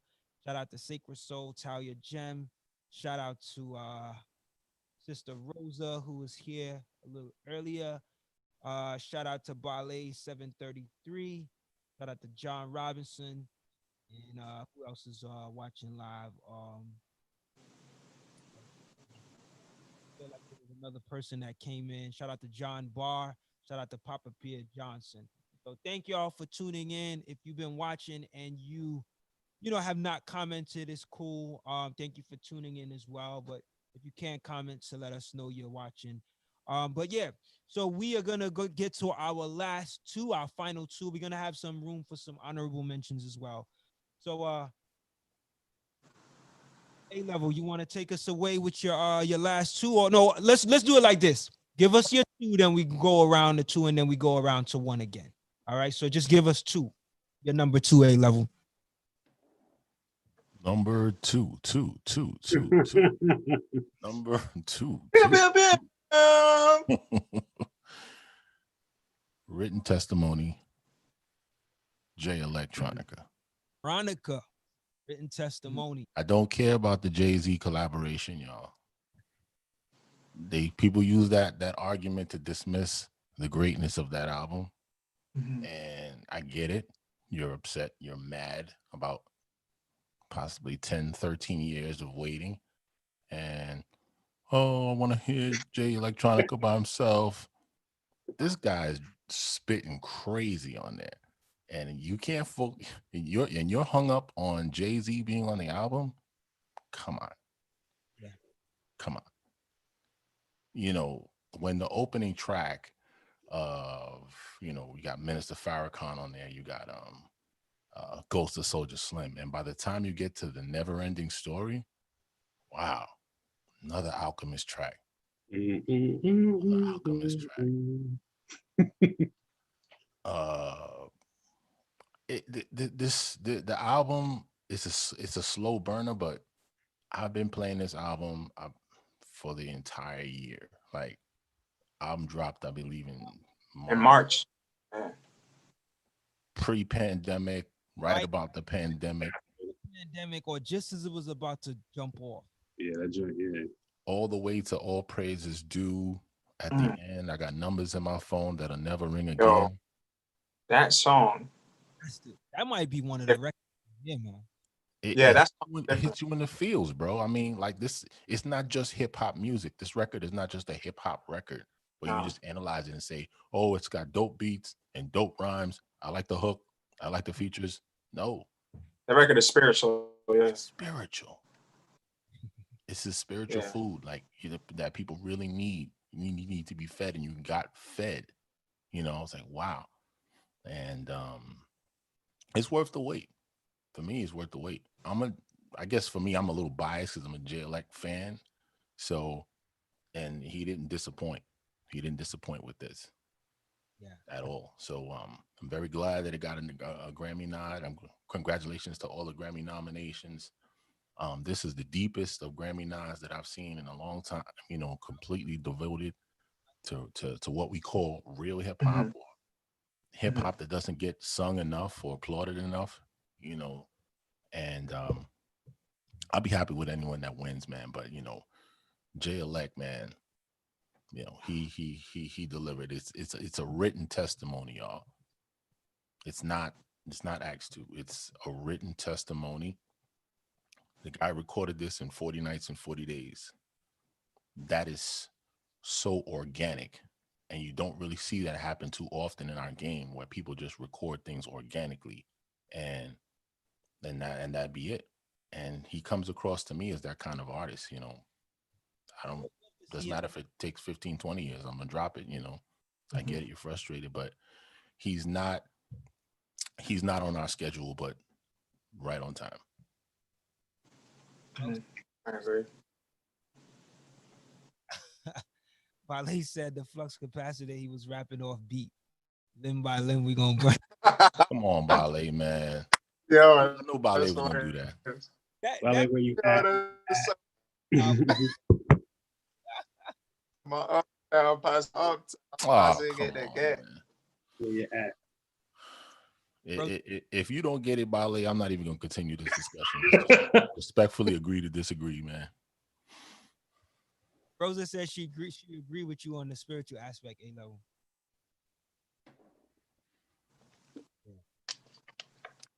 That's what's up. So all right, so Mark, you want to go with your number 2? Yeah, I forgot what it was, man. I'm listening to A-level spit them darts. King's Disease, right? King's Disease. That's number 2. We did a whole joint on there. So I mean, I feel like there's not much more to say about it.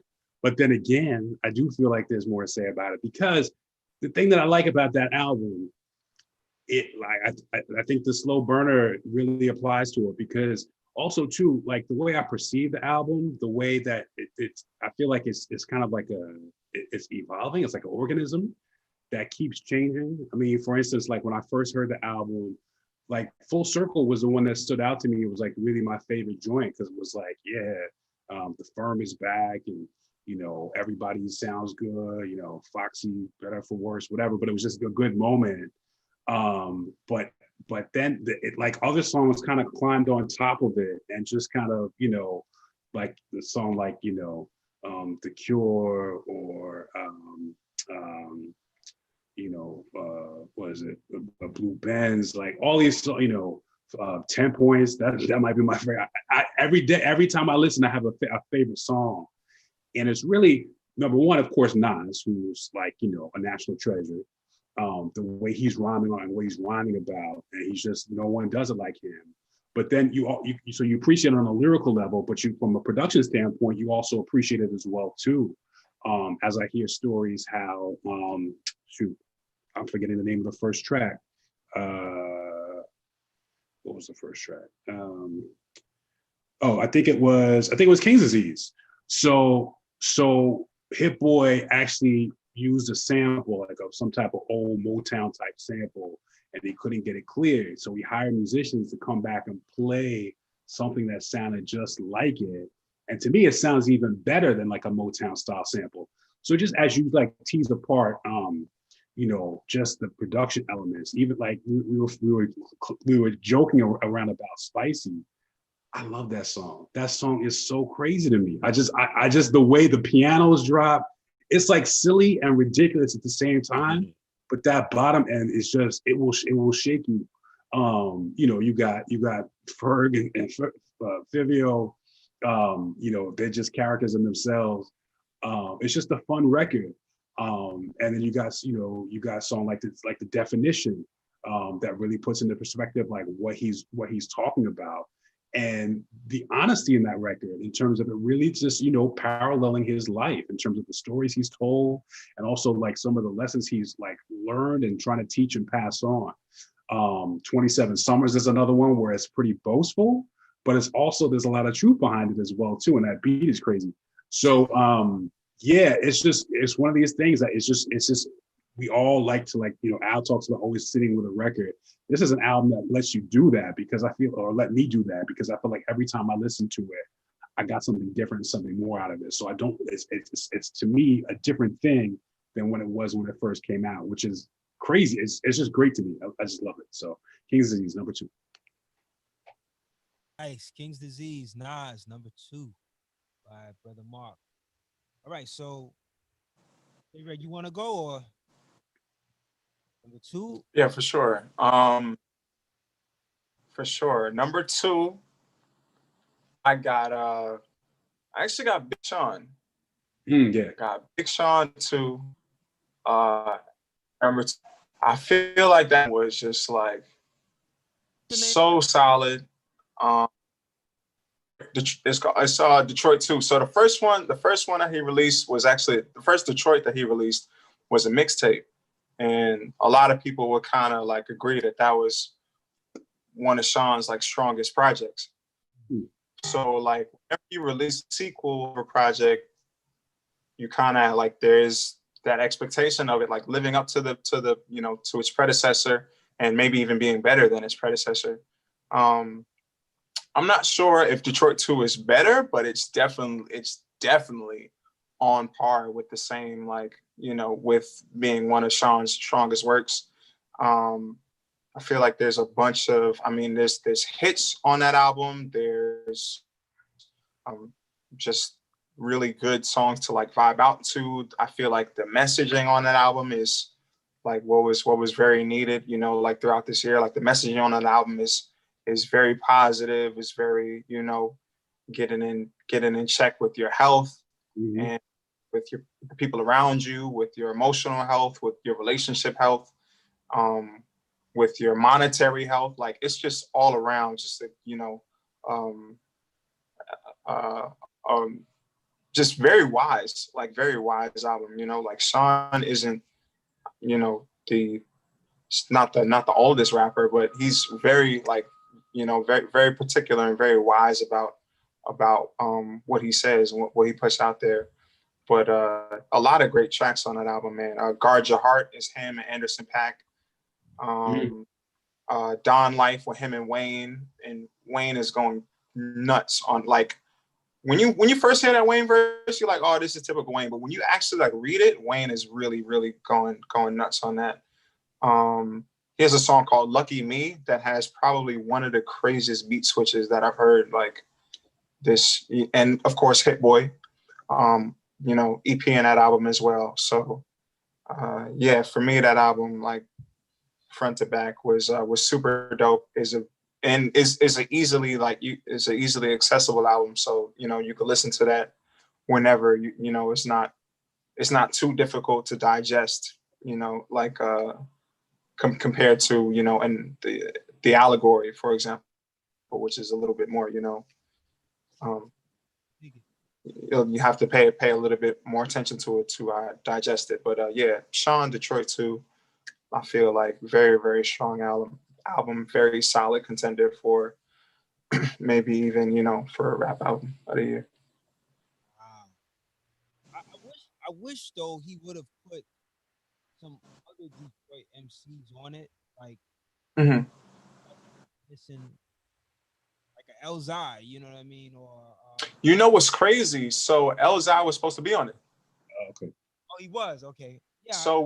So what's crazy is there's actually, I don't know if they're ever gonna release it, but there's a song on that album called The Friday Night Cypher, which is like just Yeah. It's like 10 MCs. You know how many ever MCs from Detroit, and so from what I heard, and I think Sean might have said it. You know that they were just, I guess they were just crunching in, but he said that Elzhi had recorded for Friday Night Cypher. It just that I guess that version just didn't end up making it on an album. He said that he had a longer version that was like 20 minutes.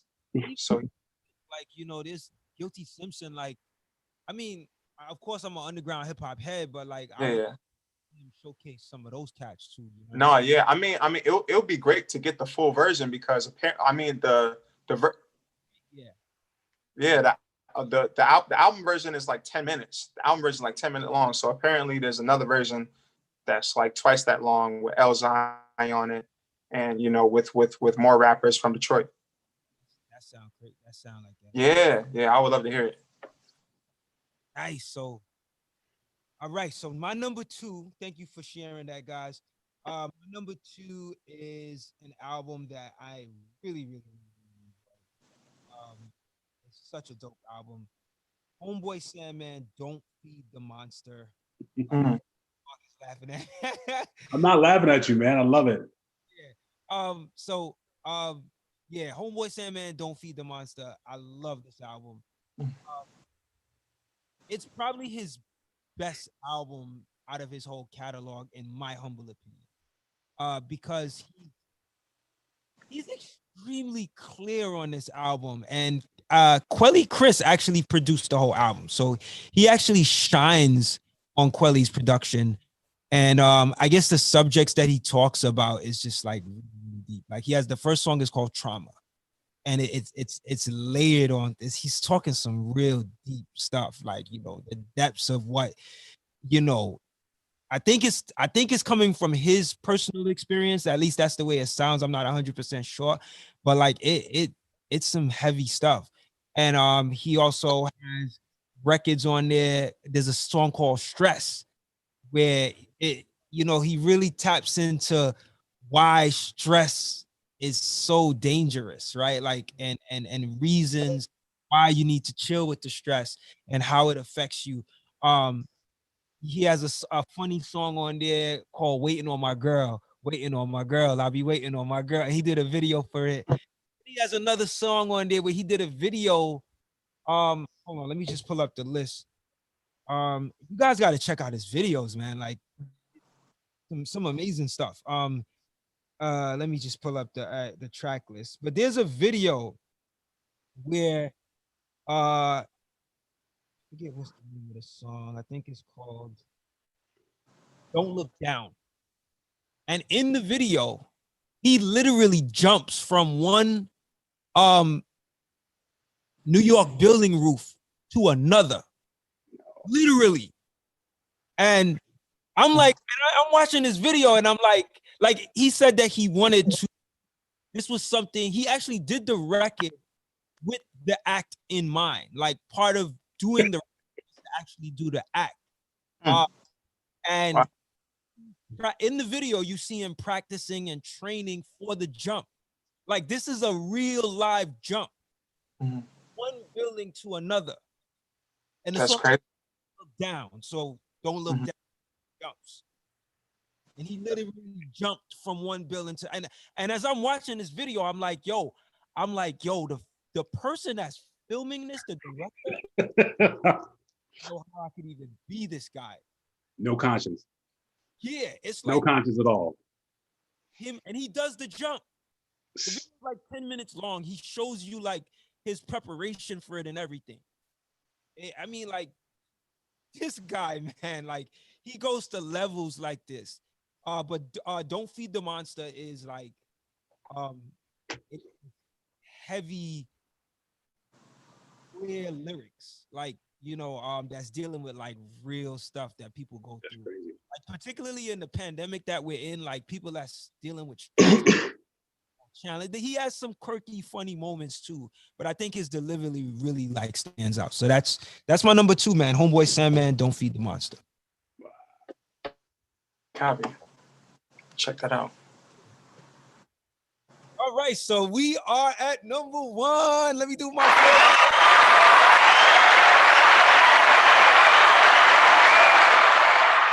Shout out to everyone that's been tuning in. Thank you for listening out the box. If you guys been checking us out throughout the years, you know, whether it's whatever. And yeah, ready for number one. I see the comments here. Oh man, I'm gonna get to my my honorable mentions, and we'll get to our honorable mentions. But yes, number one. So A level, what you want to do, man? Take us away with your number one. Nah, we could do a different order. We'll do it different. We can spin it around this time. All right, you know what? I'll go with my number one. My number one album of the year is J Electronica, A Written Testimony. That is my number one. Take that, Bale. Yeah, same. That's my number one too, baby. Me three. I was actually pretty confident that it would last, but you know, you never know. But it did last out as my number one hip hop album of the year. So J Electronica, A Written Testimony. That is my number one, mainly because of its sound. It has a huge. I was saying this in the last show that we did with Beat Sneaks and Rhymes. It has that blockbuster sound. So like, you know how you talk about blockbuster movies, it has the blockbuster sound for an album. Like the engineering is just amazing. It just sounds big. And there's just, I mean, it's a short album, but it's one of those albums that really has you wanting more. And I just love it. I mean, the only track I'm not like a huge fan of is what is it? The same track that Bale is not a fan of either. I'm not The Flux Capacitor was rapping off beat. right, but it works. I mean, it works in the scope of all of the songs. But yeah, A Written Testimony, I really like it mainly for its sound. It has a very rich, big sound. And Jay-Z and J Electronica lyrically. Wait a minute. Jay-Z was on that album? Yo. Cass is violent now here. Jay-Z, they got Jay-Z on the album. On the whole. That's like the cheat code. I'm Damn, yo. Yo. Cheated. You used Jay on I the don't whole album. cheater. Yeah, Okay. I feel like that's crazy. It's not like it's not like J Electronica wasn't spitting on that album. Like it would be different if J Electronica like wasn't saying nothing and Jay just bailed him out. Right. But J Electronica is spitting ridiculous on that album. So it's like, what are you saying? Bale, what's up with you and this Flux Capacitor? Is that the worst track on there for you? Like what about Ezekiel's Will? What do you have to say about Ezekiel's Will? I saw a lot of people having problems about Flux Capacitor. Flux Capacitor. I get it. But that's my least favorite song on there, but it's not garbage, bro. Noise. I love it.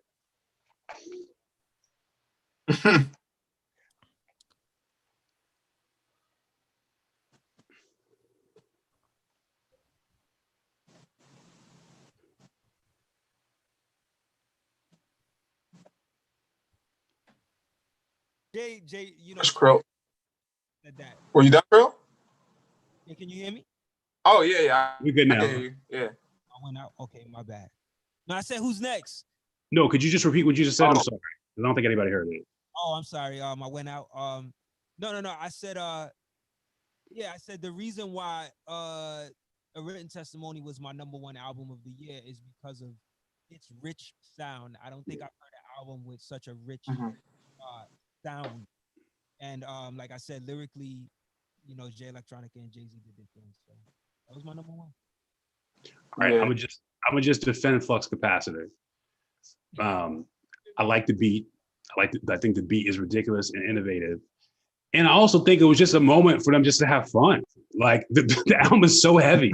Right, yeah. They go so deep. They get in their bag so deep. Just, you know, come on. Where you at?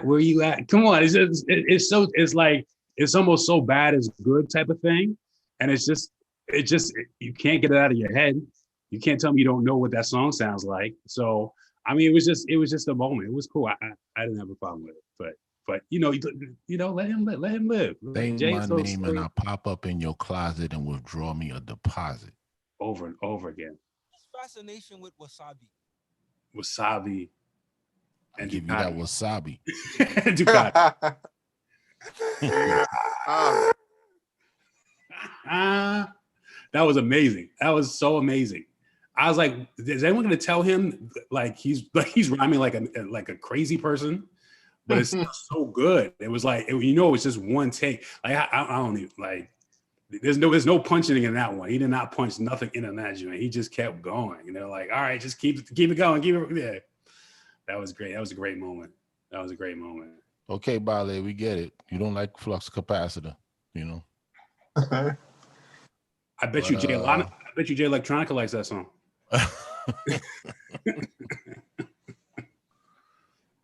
But so everybody here is number one, right? Because you had him at 2.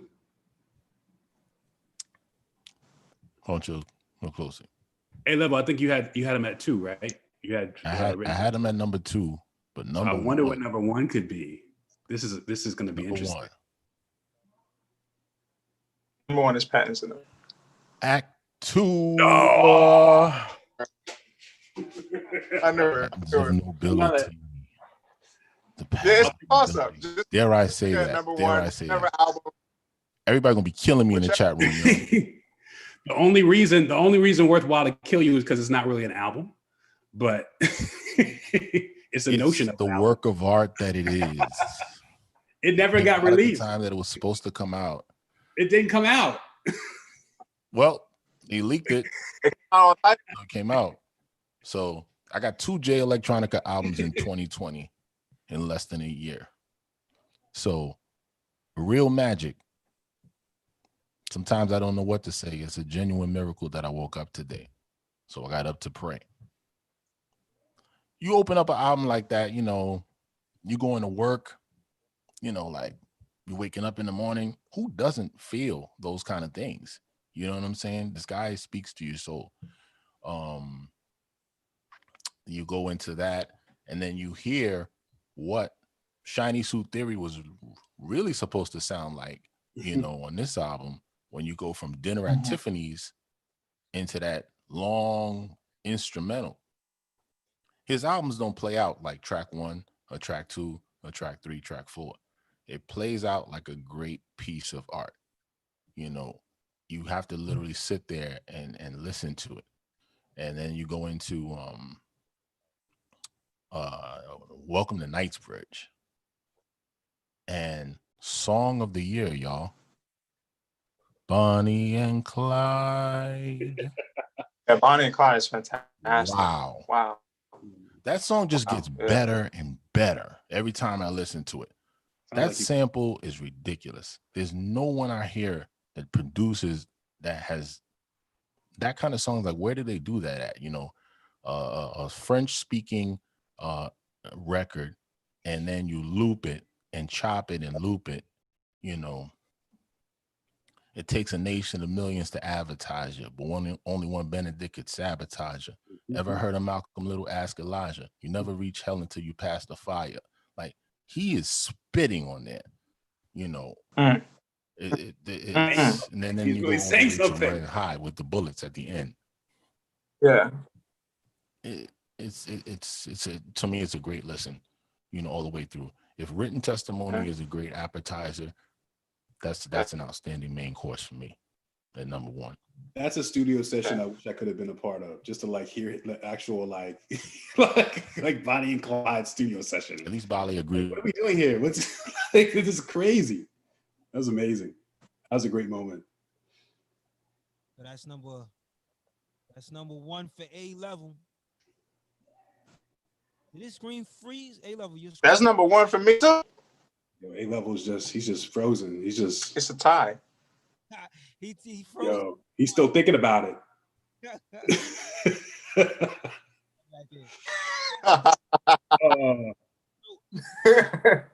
You hit the flux capacitor on that one. It's just overload.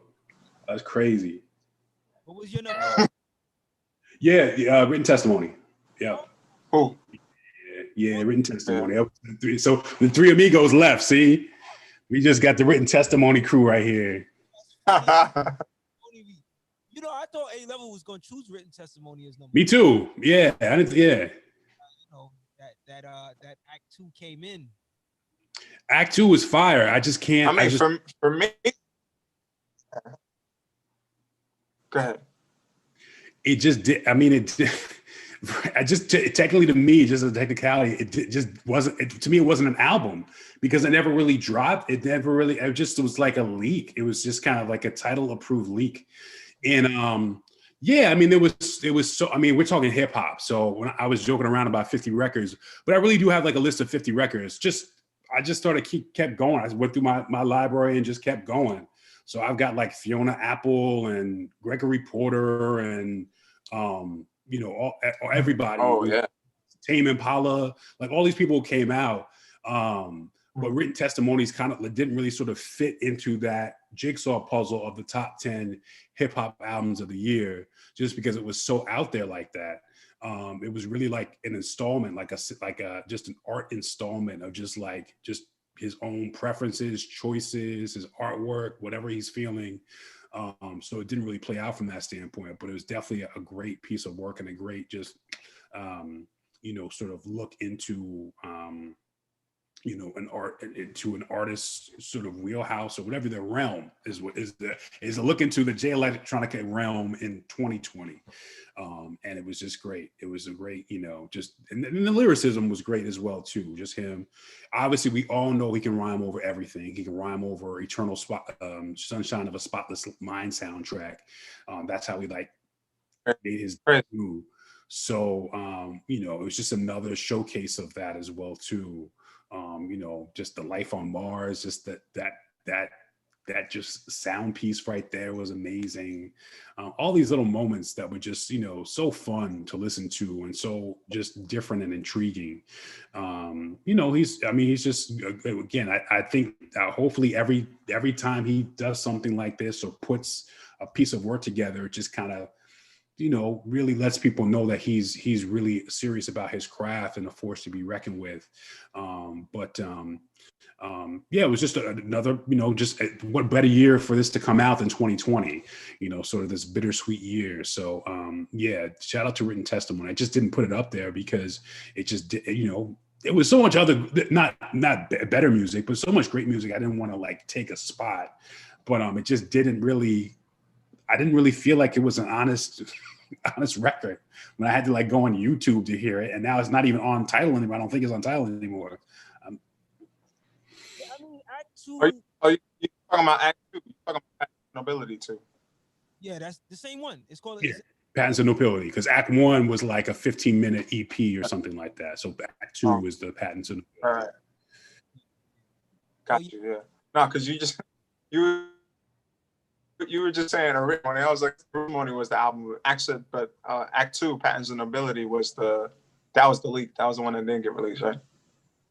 Yeah, that was the one. Right. And it's funny because a lot of people wouldn't consider Written Testimony an album because there's only 9 tracks and Jay-Z rhymes on 75% of the record. So, I mean, if it came out, but I mean,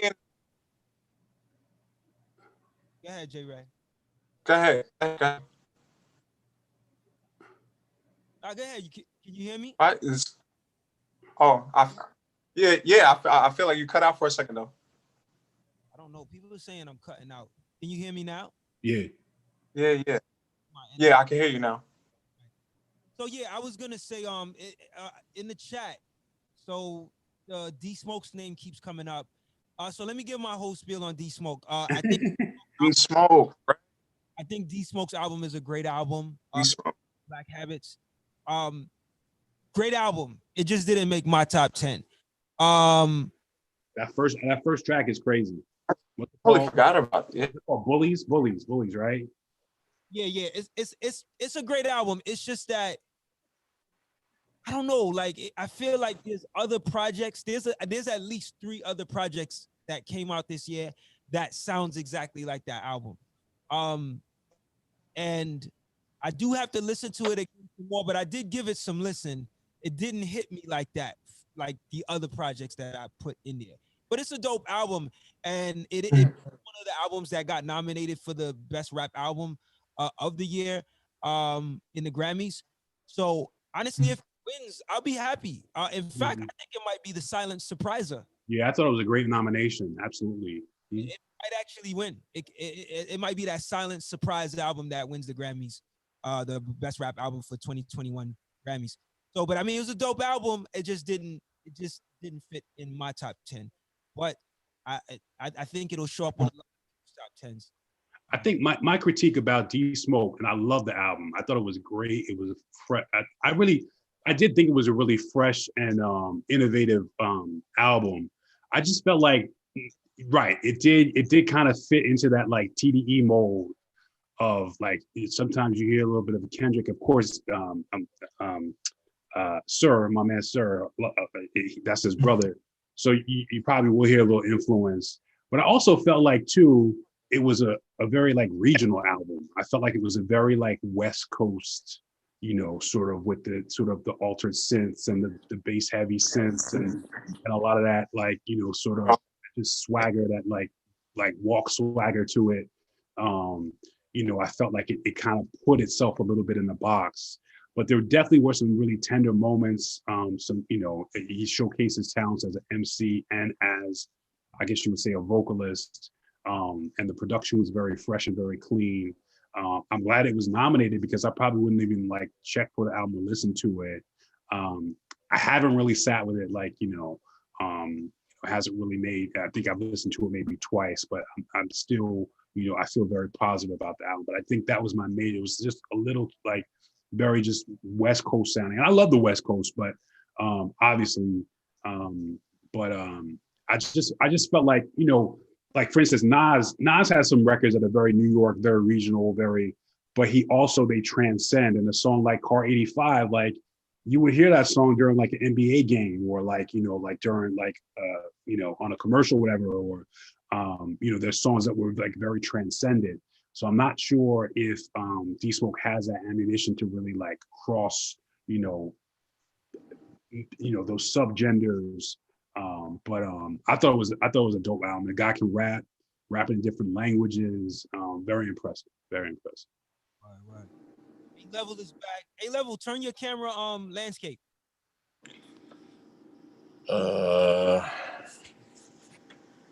They tried to.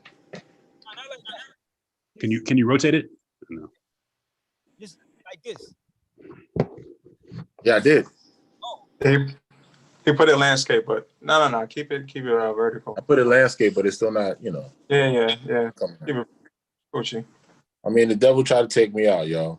Yeah. He tried to take me out.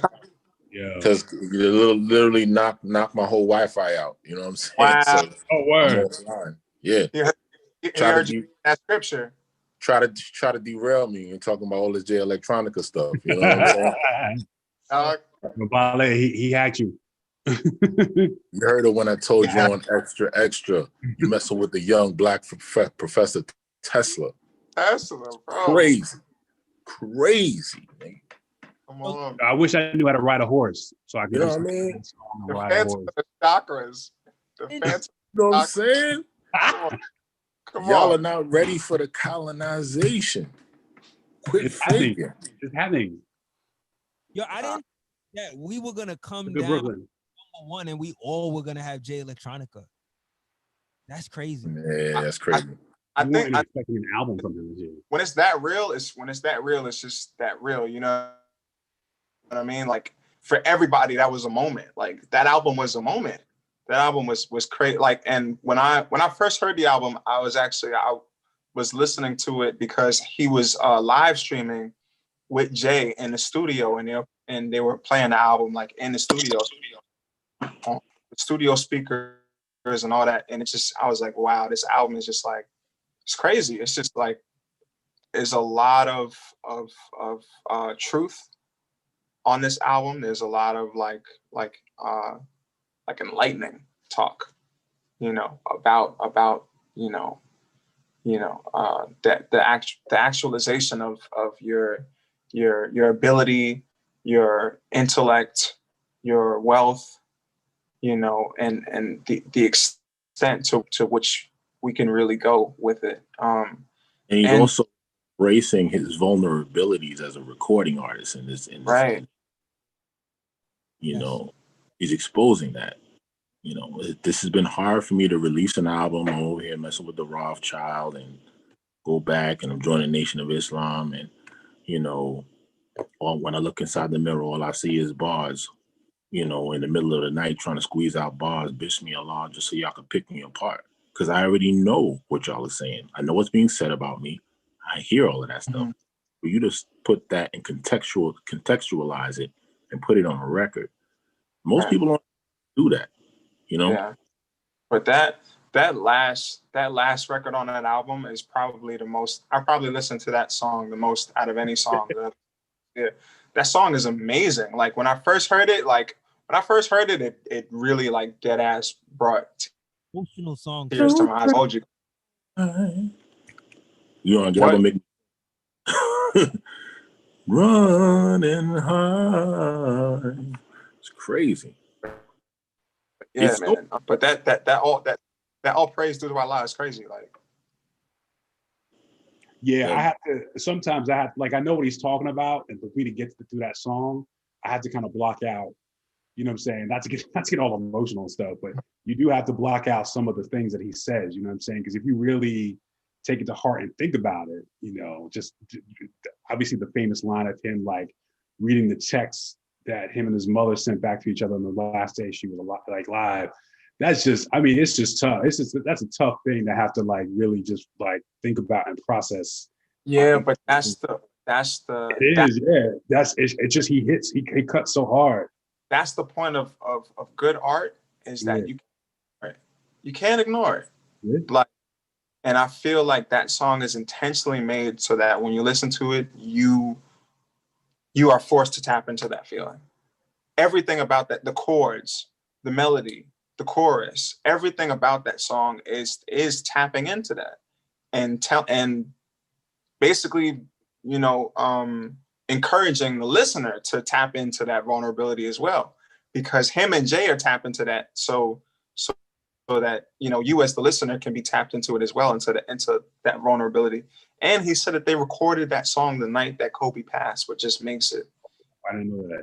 Right, which just makes that song a whole other thing. Like that song, like we were saying before, that song like feels spiritual when you listen to it. Right, there you have it. Number one, every man in this room came through with Jay Electronica. 3 with a written testimony, and A-level with the Act 2 patents in the Electronica. There he is. He reigned strong on our panel tonight. So we got room for honorable mentions.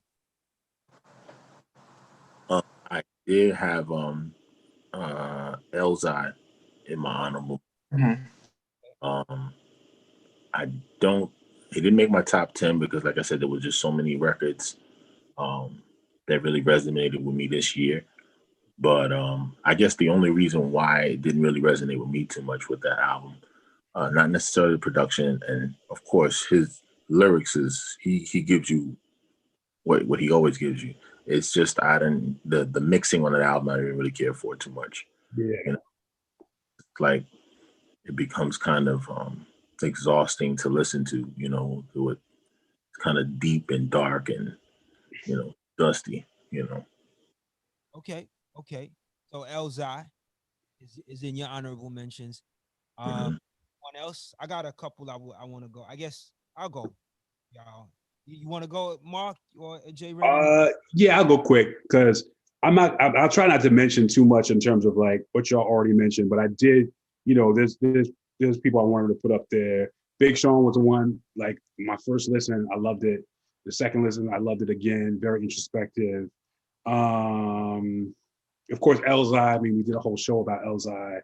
I have the same qualms as A-level does about just the overall just sounding of the entire album and the continuity of the records.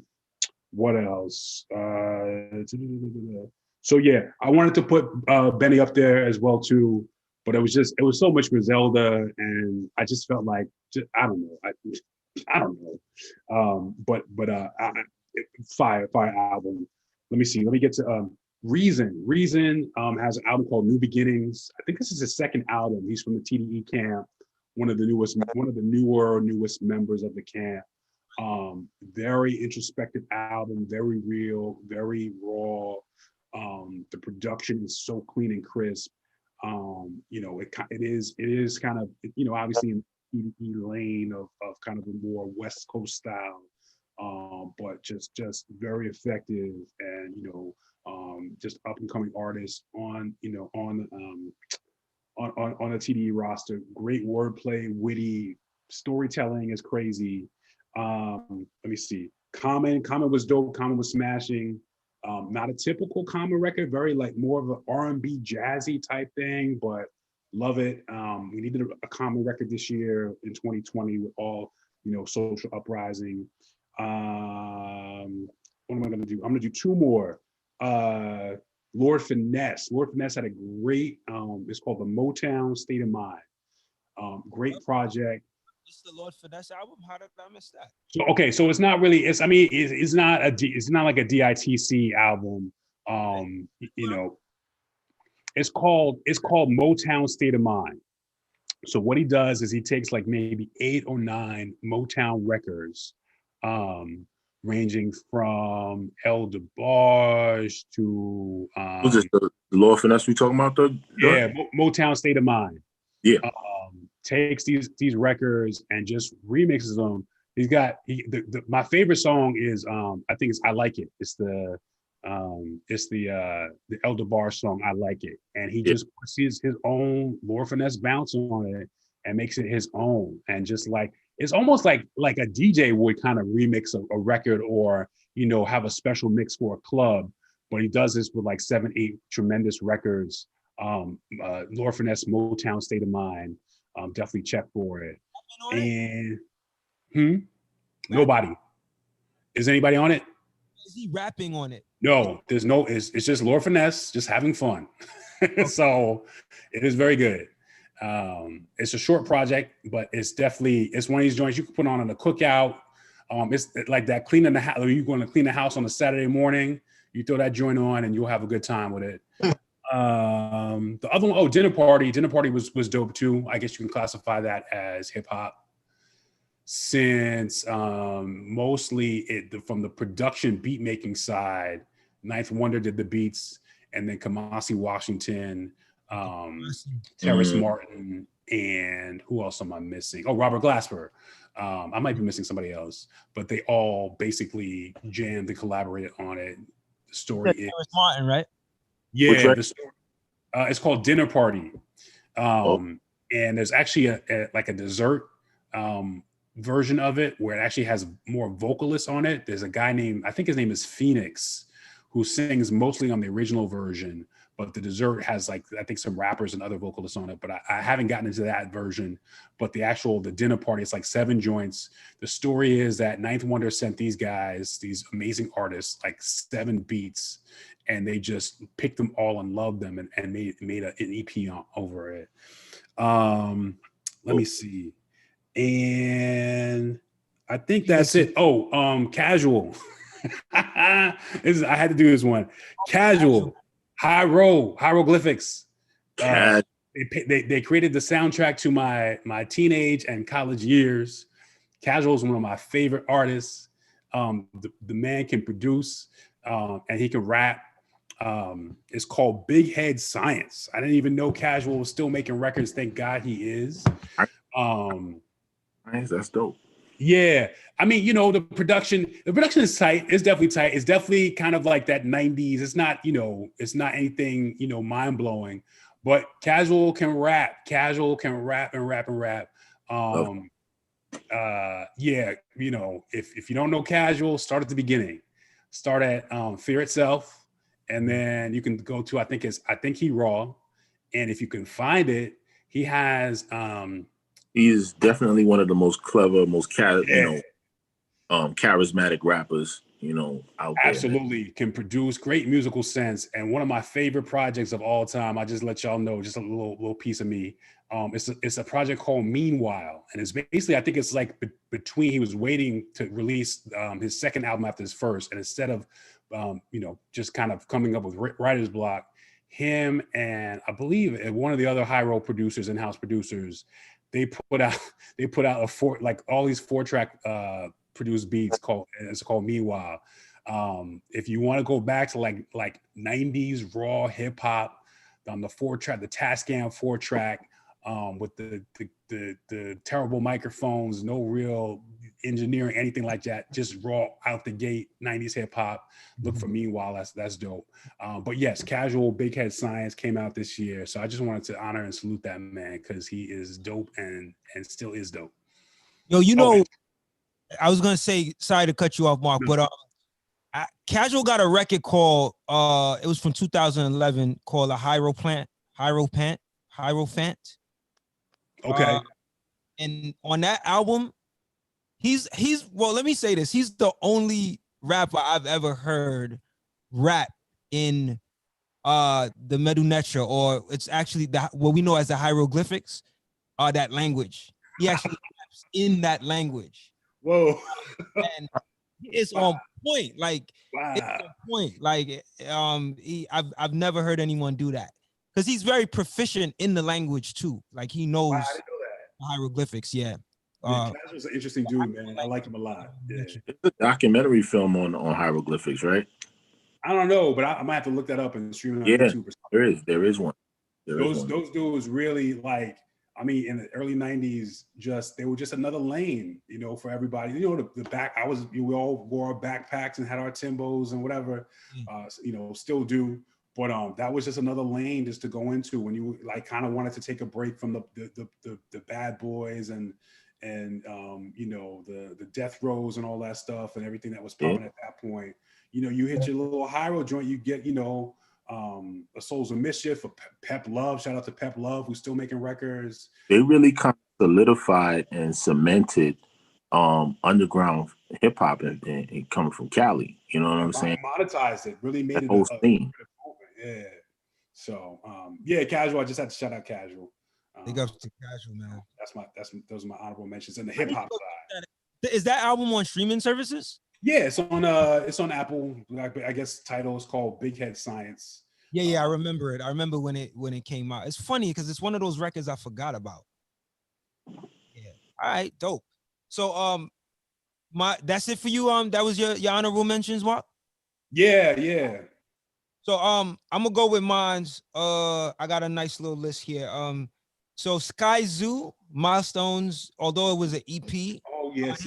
Milestones EP. It could have easily made my top 10, but because it was an EP, I didn't put it in there as an EP. But it's my favorite EP of the year. Sky Zoom's Milestones. That's the jazz joint. No, that's all. Like, no. That's the one that came after the jazz joint. Okay. But that one is really it's like it has a theme of fatherhood. Oh, okay. All right. Really talking about like there's a lot of songs about, what's so dope about Sky is that his music is, if Spike Lee was a rapper, that's what Sky Zoo would be. Exactly. His music sounds like what Spike Lee's movies sound like. Yeah, nostalgia. Like, he takes that whole theme of, it's hard to describe it, but he's also very inspired by Spike. But like, he has those conceptual records, and he does it extremely cleverly, man. He when you listen to him, it's like listening to like old Brooklyn. Mm-hmm. Like the way Spike Lee depicts Bed-Stuy with the brownstones and stuff. Like he taps into that time frame a lot, and is able to really have conceptual records that go with that time frame, that deal with topics like fatherhood or growing up in the hood and adolescence, things like that. He did it really good on really well on the retrospective album with Pete Rock the year before. Yeah. So this album, this project, this EP is really good. Really, really good. Also, Midas the Beast, Where the Sidewalk Ends. That was a really dope project. Craig G, The Fragile Ego. I think that was a really nice album from him too. Another conceptual project. Lyric Jones, Closer Than They Appear. She Fonte from Little Brother executive produced it. And if you're a fan of like what Fonte does, especially with that whole foreign exchange vibe, like this album sounds just like that. But you know, Lyric does her thing on it as well and shines.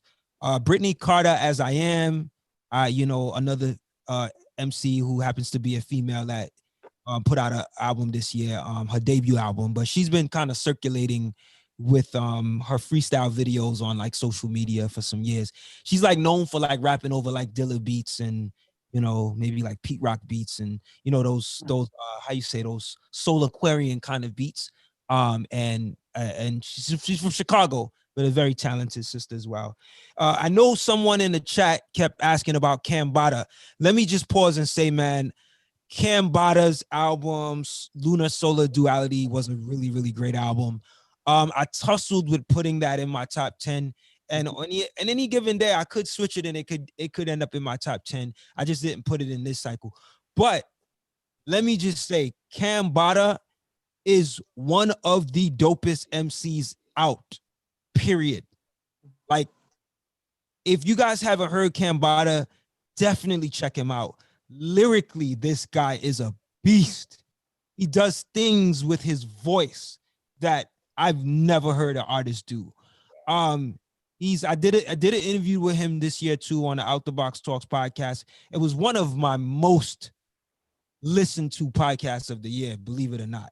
That's what's up. But the brother is extremely talented. Like, he has records where, like, he has a record called Michael L. Jackson, and like, I don't even know what else to say about it. Like, I just want y'all to go check that out. Like, he, like, it's just layers of like Samuel Jackson reference. Yeah, and references about Michael Jackson and Joseph Jackson, and like, he does it so cleverly. Like, this guy is the truth. So I know somebody, who was it? Maybe it was Ballet or somebody, and yeah, Ballet kept saying, it seems like you're gonna pick Cambada as number one. Make it to my number one, but his album is extremely dope, and he is like, I'm gonna just say it, he is one of the dopest lyricists out. Like, you're gonna get it from the time you hear him. Like, his wordplay and his voice is just, it just grabs you, man. Like, it's like, think Cannabis. Think what Cannabis represented in that time frame. Like, and he actually did a record with Cannabis. It's called Cambada and Cannabis some years ago. But if you think about what Cannabis represents in terms of his energy and his prowess, that's Cambada. He is uniquely him. Like, you know, like, I'm not comparing him to Cannabis. Like, he's dope in his own right. Like, so for Ballet that was asking about Cambada, I didn't put Lunar Solar Duality in my top 10, but it could have easily been there on another day. But it was definitely a dope record. It was a hard year, man. It was hard to pick albums, man. Like, it was just really hard. Also, Royce, I put it in my honorable mentions. I know it made a number of you guys list. CJ Fly, Rude Boy, that was a really dope project. I really enjoyed it. CJ Fly from the Pro Era crew. And my last one is Serene Poems and New Self, The Art of Living. So I know I put a lot out there, but like I said, it was a hard year. Those albums could easily be in my top 20 if I'm doing a top 20. Yeah, they're definitely in my top 20 if I'm doing a top 20. But those are my honorable mentions. And yeah. Oh, I'm gonna need a list of those, man. I'm gonna need a list. A-level, what's up, man? You got any honorable mentions? You muted. You muted. You muted. I don't think you can hear us. A-level, you're muted. Unmute. Yeah, I was gonna say Conway the Machine is another honorable mention for me. Nice. Yeah. Nice.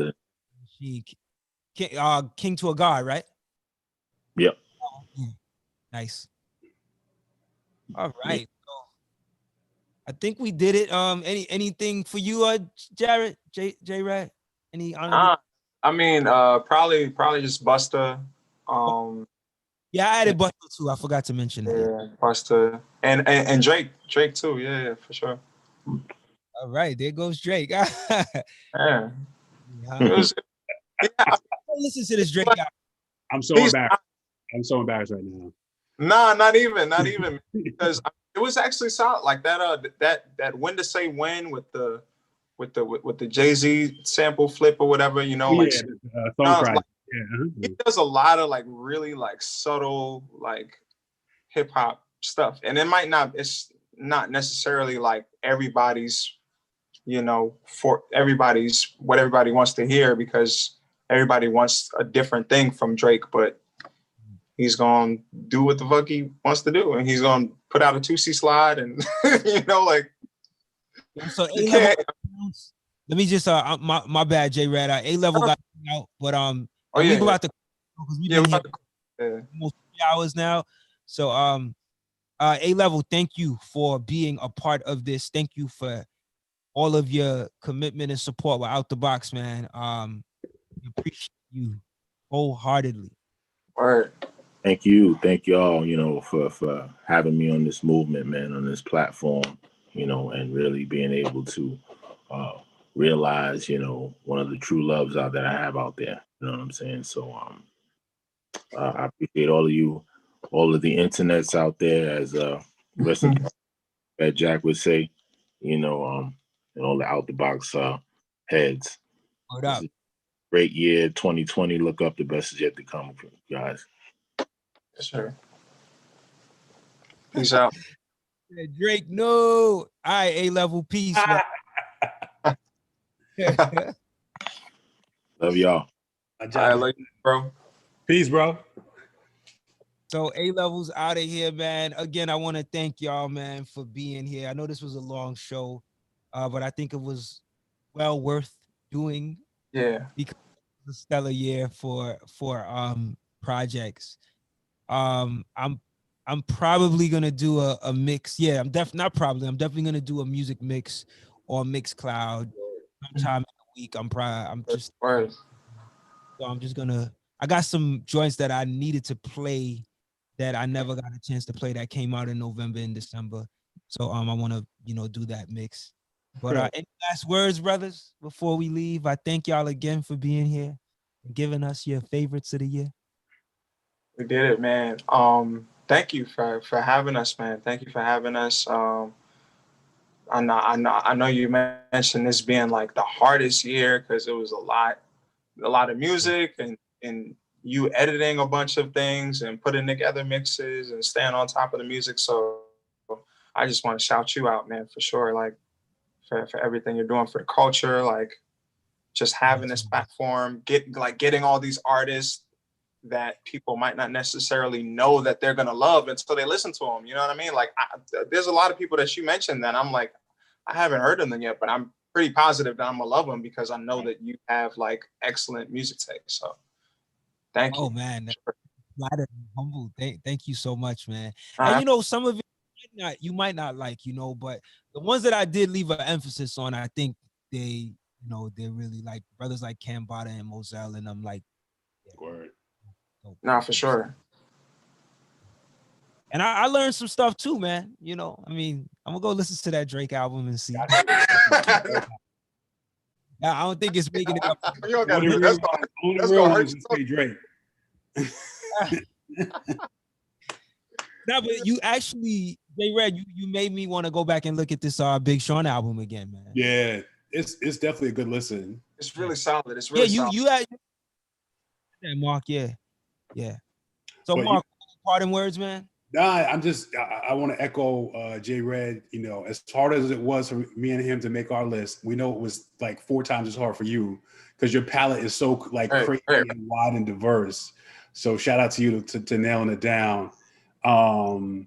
Yeah. Oh, end of the year. So I'm advised, my financial advisor, aka my wife, has advised me to make it clear what financial contributions I want to make this year. And I know what I want to make, but I just want, if you could remind me how I could contribute to Out the Box Media with Show Love That Way. I humbly make it official.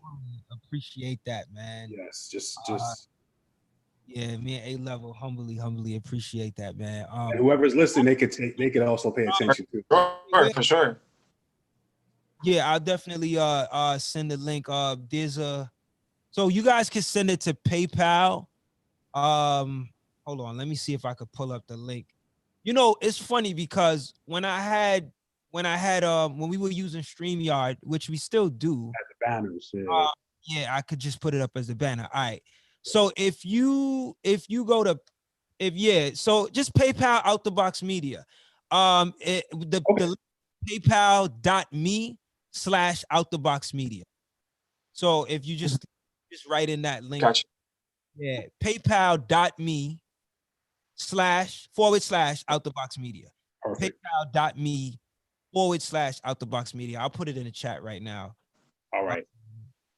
So yeah, so if anybody wants to donate to Out the Box, it will extremely be appreciative. But I have to honestly say, man, you know, if you just the fact that you guys have been a part of the ride, like, you know, you got the first show we did was the Nas show on King's Disease album, the review on that. And from then on, you know, you guys were available, man. So I like, yo, that contribution in itself is humbling for me. You know, the fact that you guys made yourselves available for multiple shows. So I hope in the new year we can do this some more, and you guys can be on board. But again, much gratitude, man, for being a part of this. And I want to shout out to everyone in the chat that's listening. Shout out to Sister Rosa. Oh my goodness, I have so much gratitude to this sister. She has listened to a lot of our podcasts, a lot of the podcast shows for Out the Box Talks, and giving me feedback on the shows. And you know, like, I have so much love and respect for you, sister, for tuning in and supporting Out the Box. Shout out to John Barr. Shout out to Ballet 733. John Robinson, who was on earlier. I know I'm shouting out the names again, but I just want y'all to know, like, I really appreciate y'all staying. It's been like, what, 2 hours, and y'all are still on this stream. I know we're not pulling a lot of names or a lot of numbers or a lot of views, but I do want to say thank you. Shout out to Triborough Gigolo and Papa Bear Johnson, you know, and Talia Gem, Sacred Soul Talia Gem. Yeah, so everybody that's been tuning in, man, thank y'all. And I wish y'all all the best in 2021. As we know, this has been the craziest year. I'm glad that you brothers are good, safe, healthy, and I hope for the best for everyone else out there listening. I hope that 2021 brings us more life, more health, more strength, and more happiness, man. And we can really get out of 2020 and be appreciated. Right. Yeah. And more hip hop. Hip hop. I mean, 2020 was that year, man. Like, it's endless how much dope records we got this year, man. Yeah. So yeah, other than that, man, if y'all don't have anything else to say, I got one more thing to say. Please do. Please. All right. I just RIP to Ecstasy from Houdini. Yeah. I just didn't want him to get left out, not left out, but unnoticed. That brother was so unique. Yeah.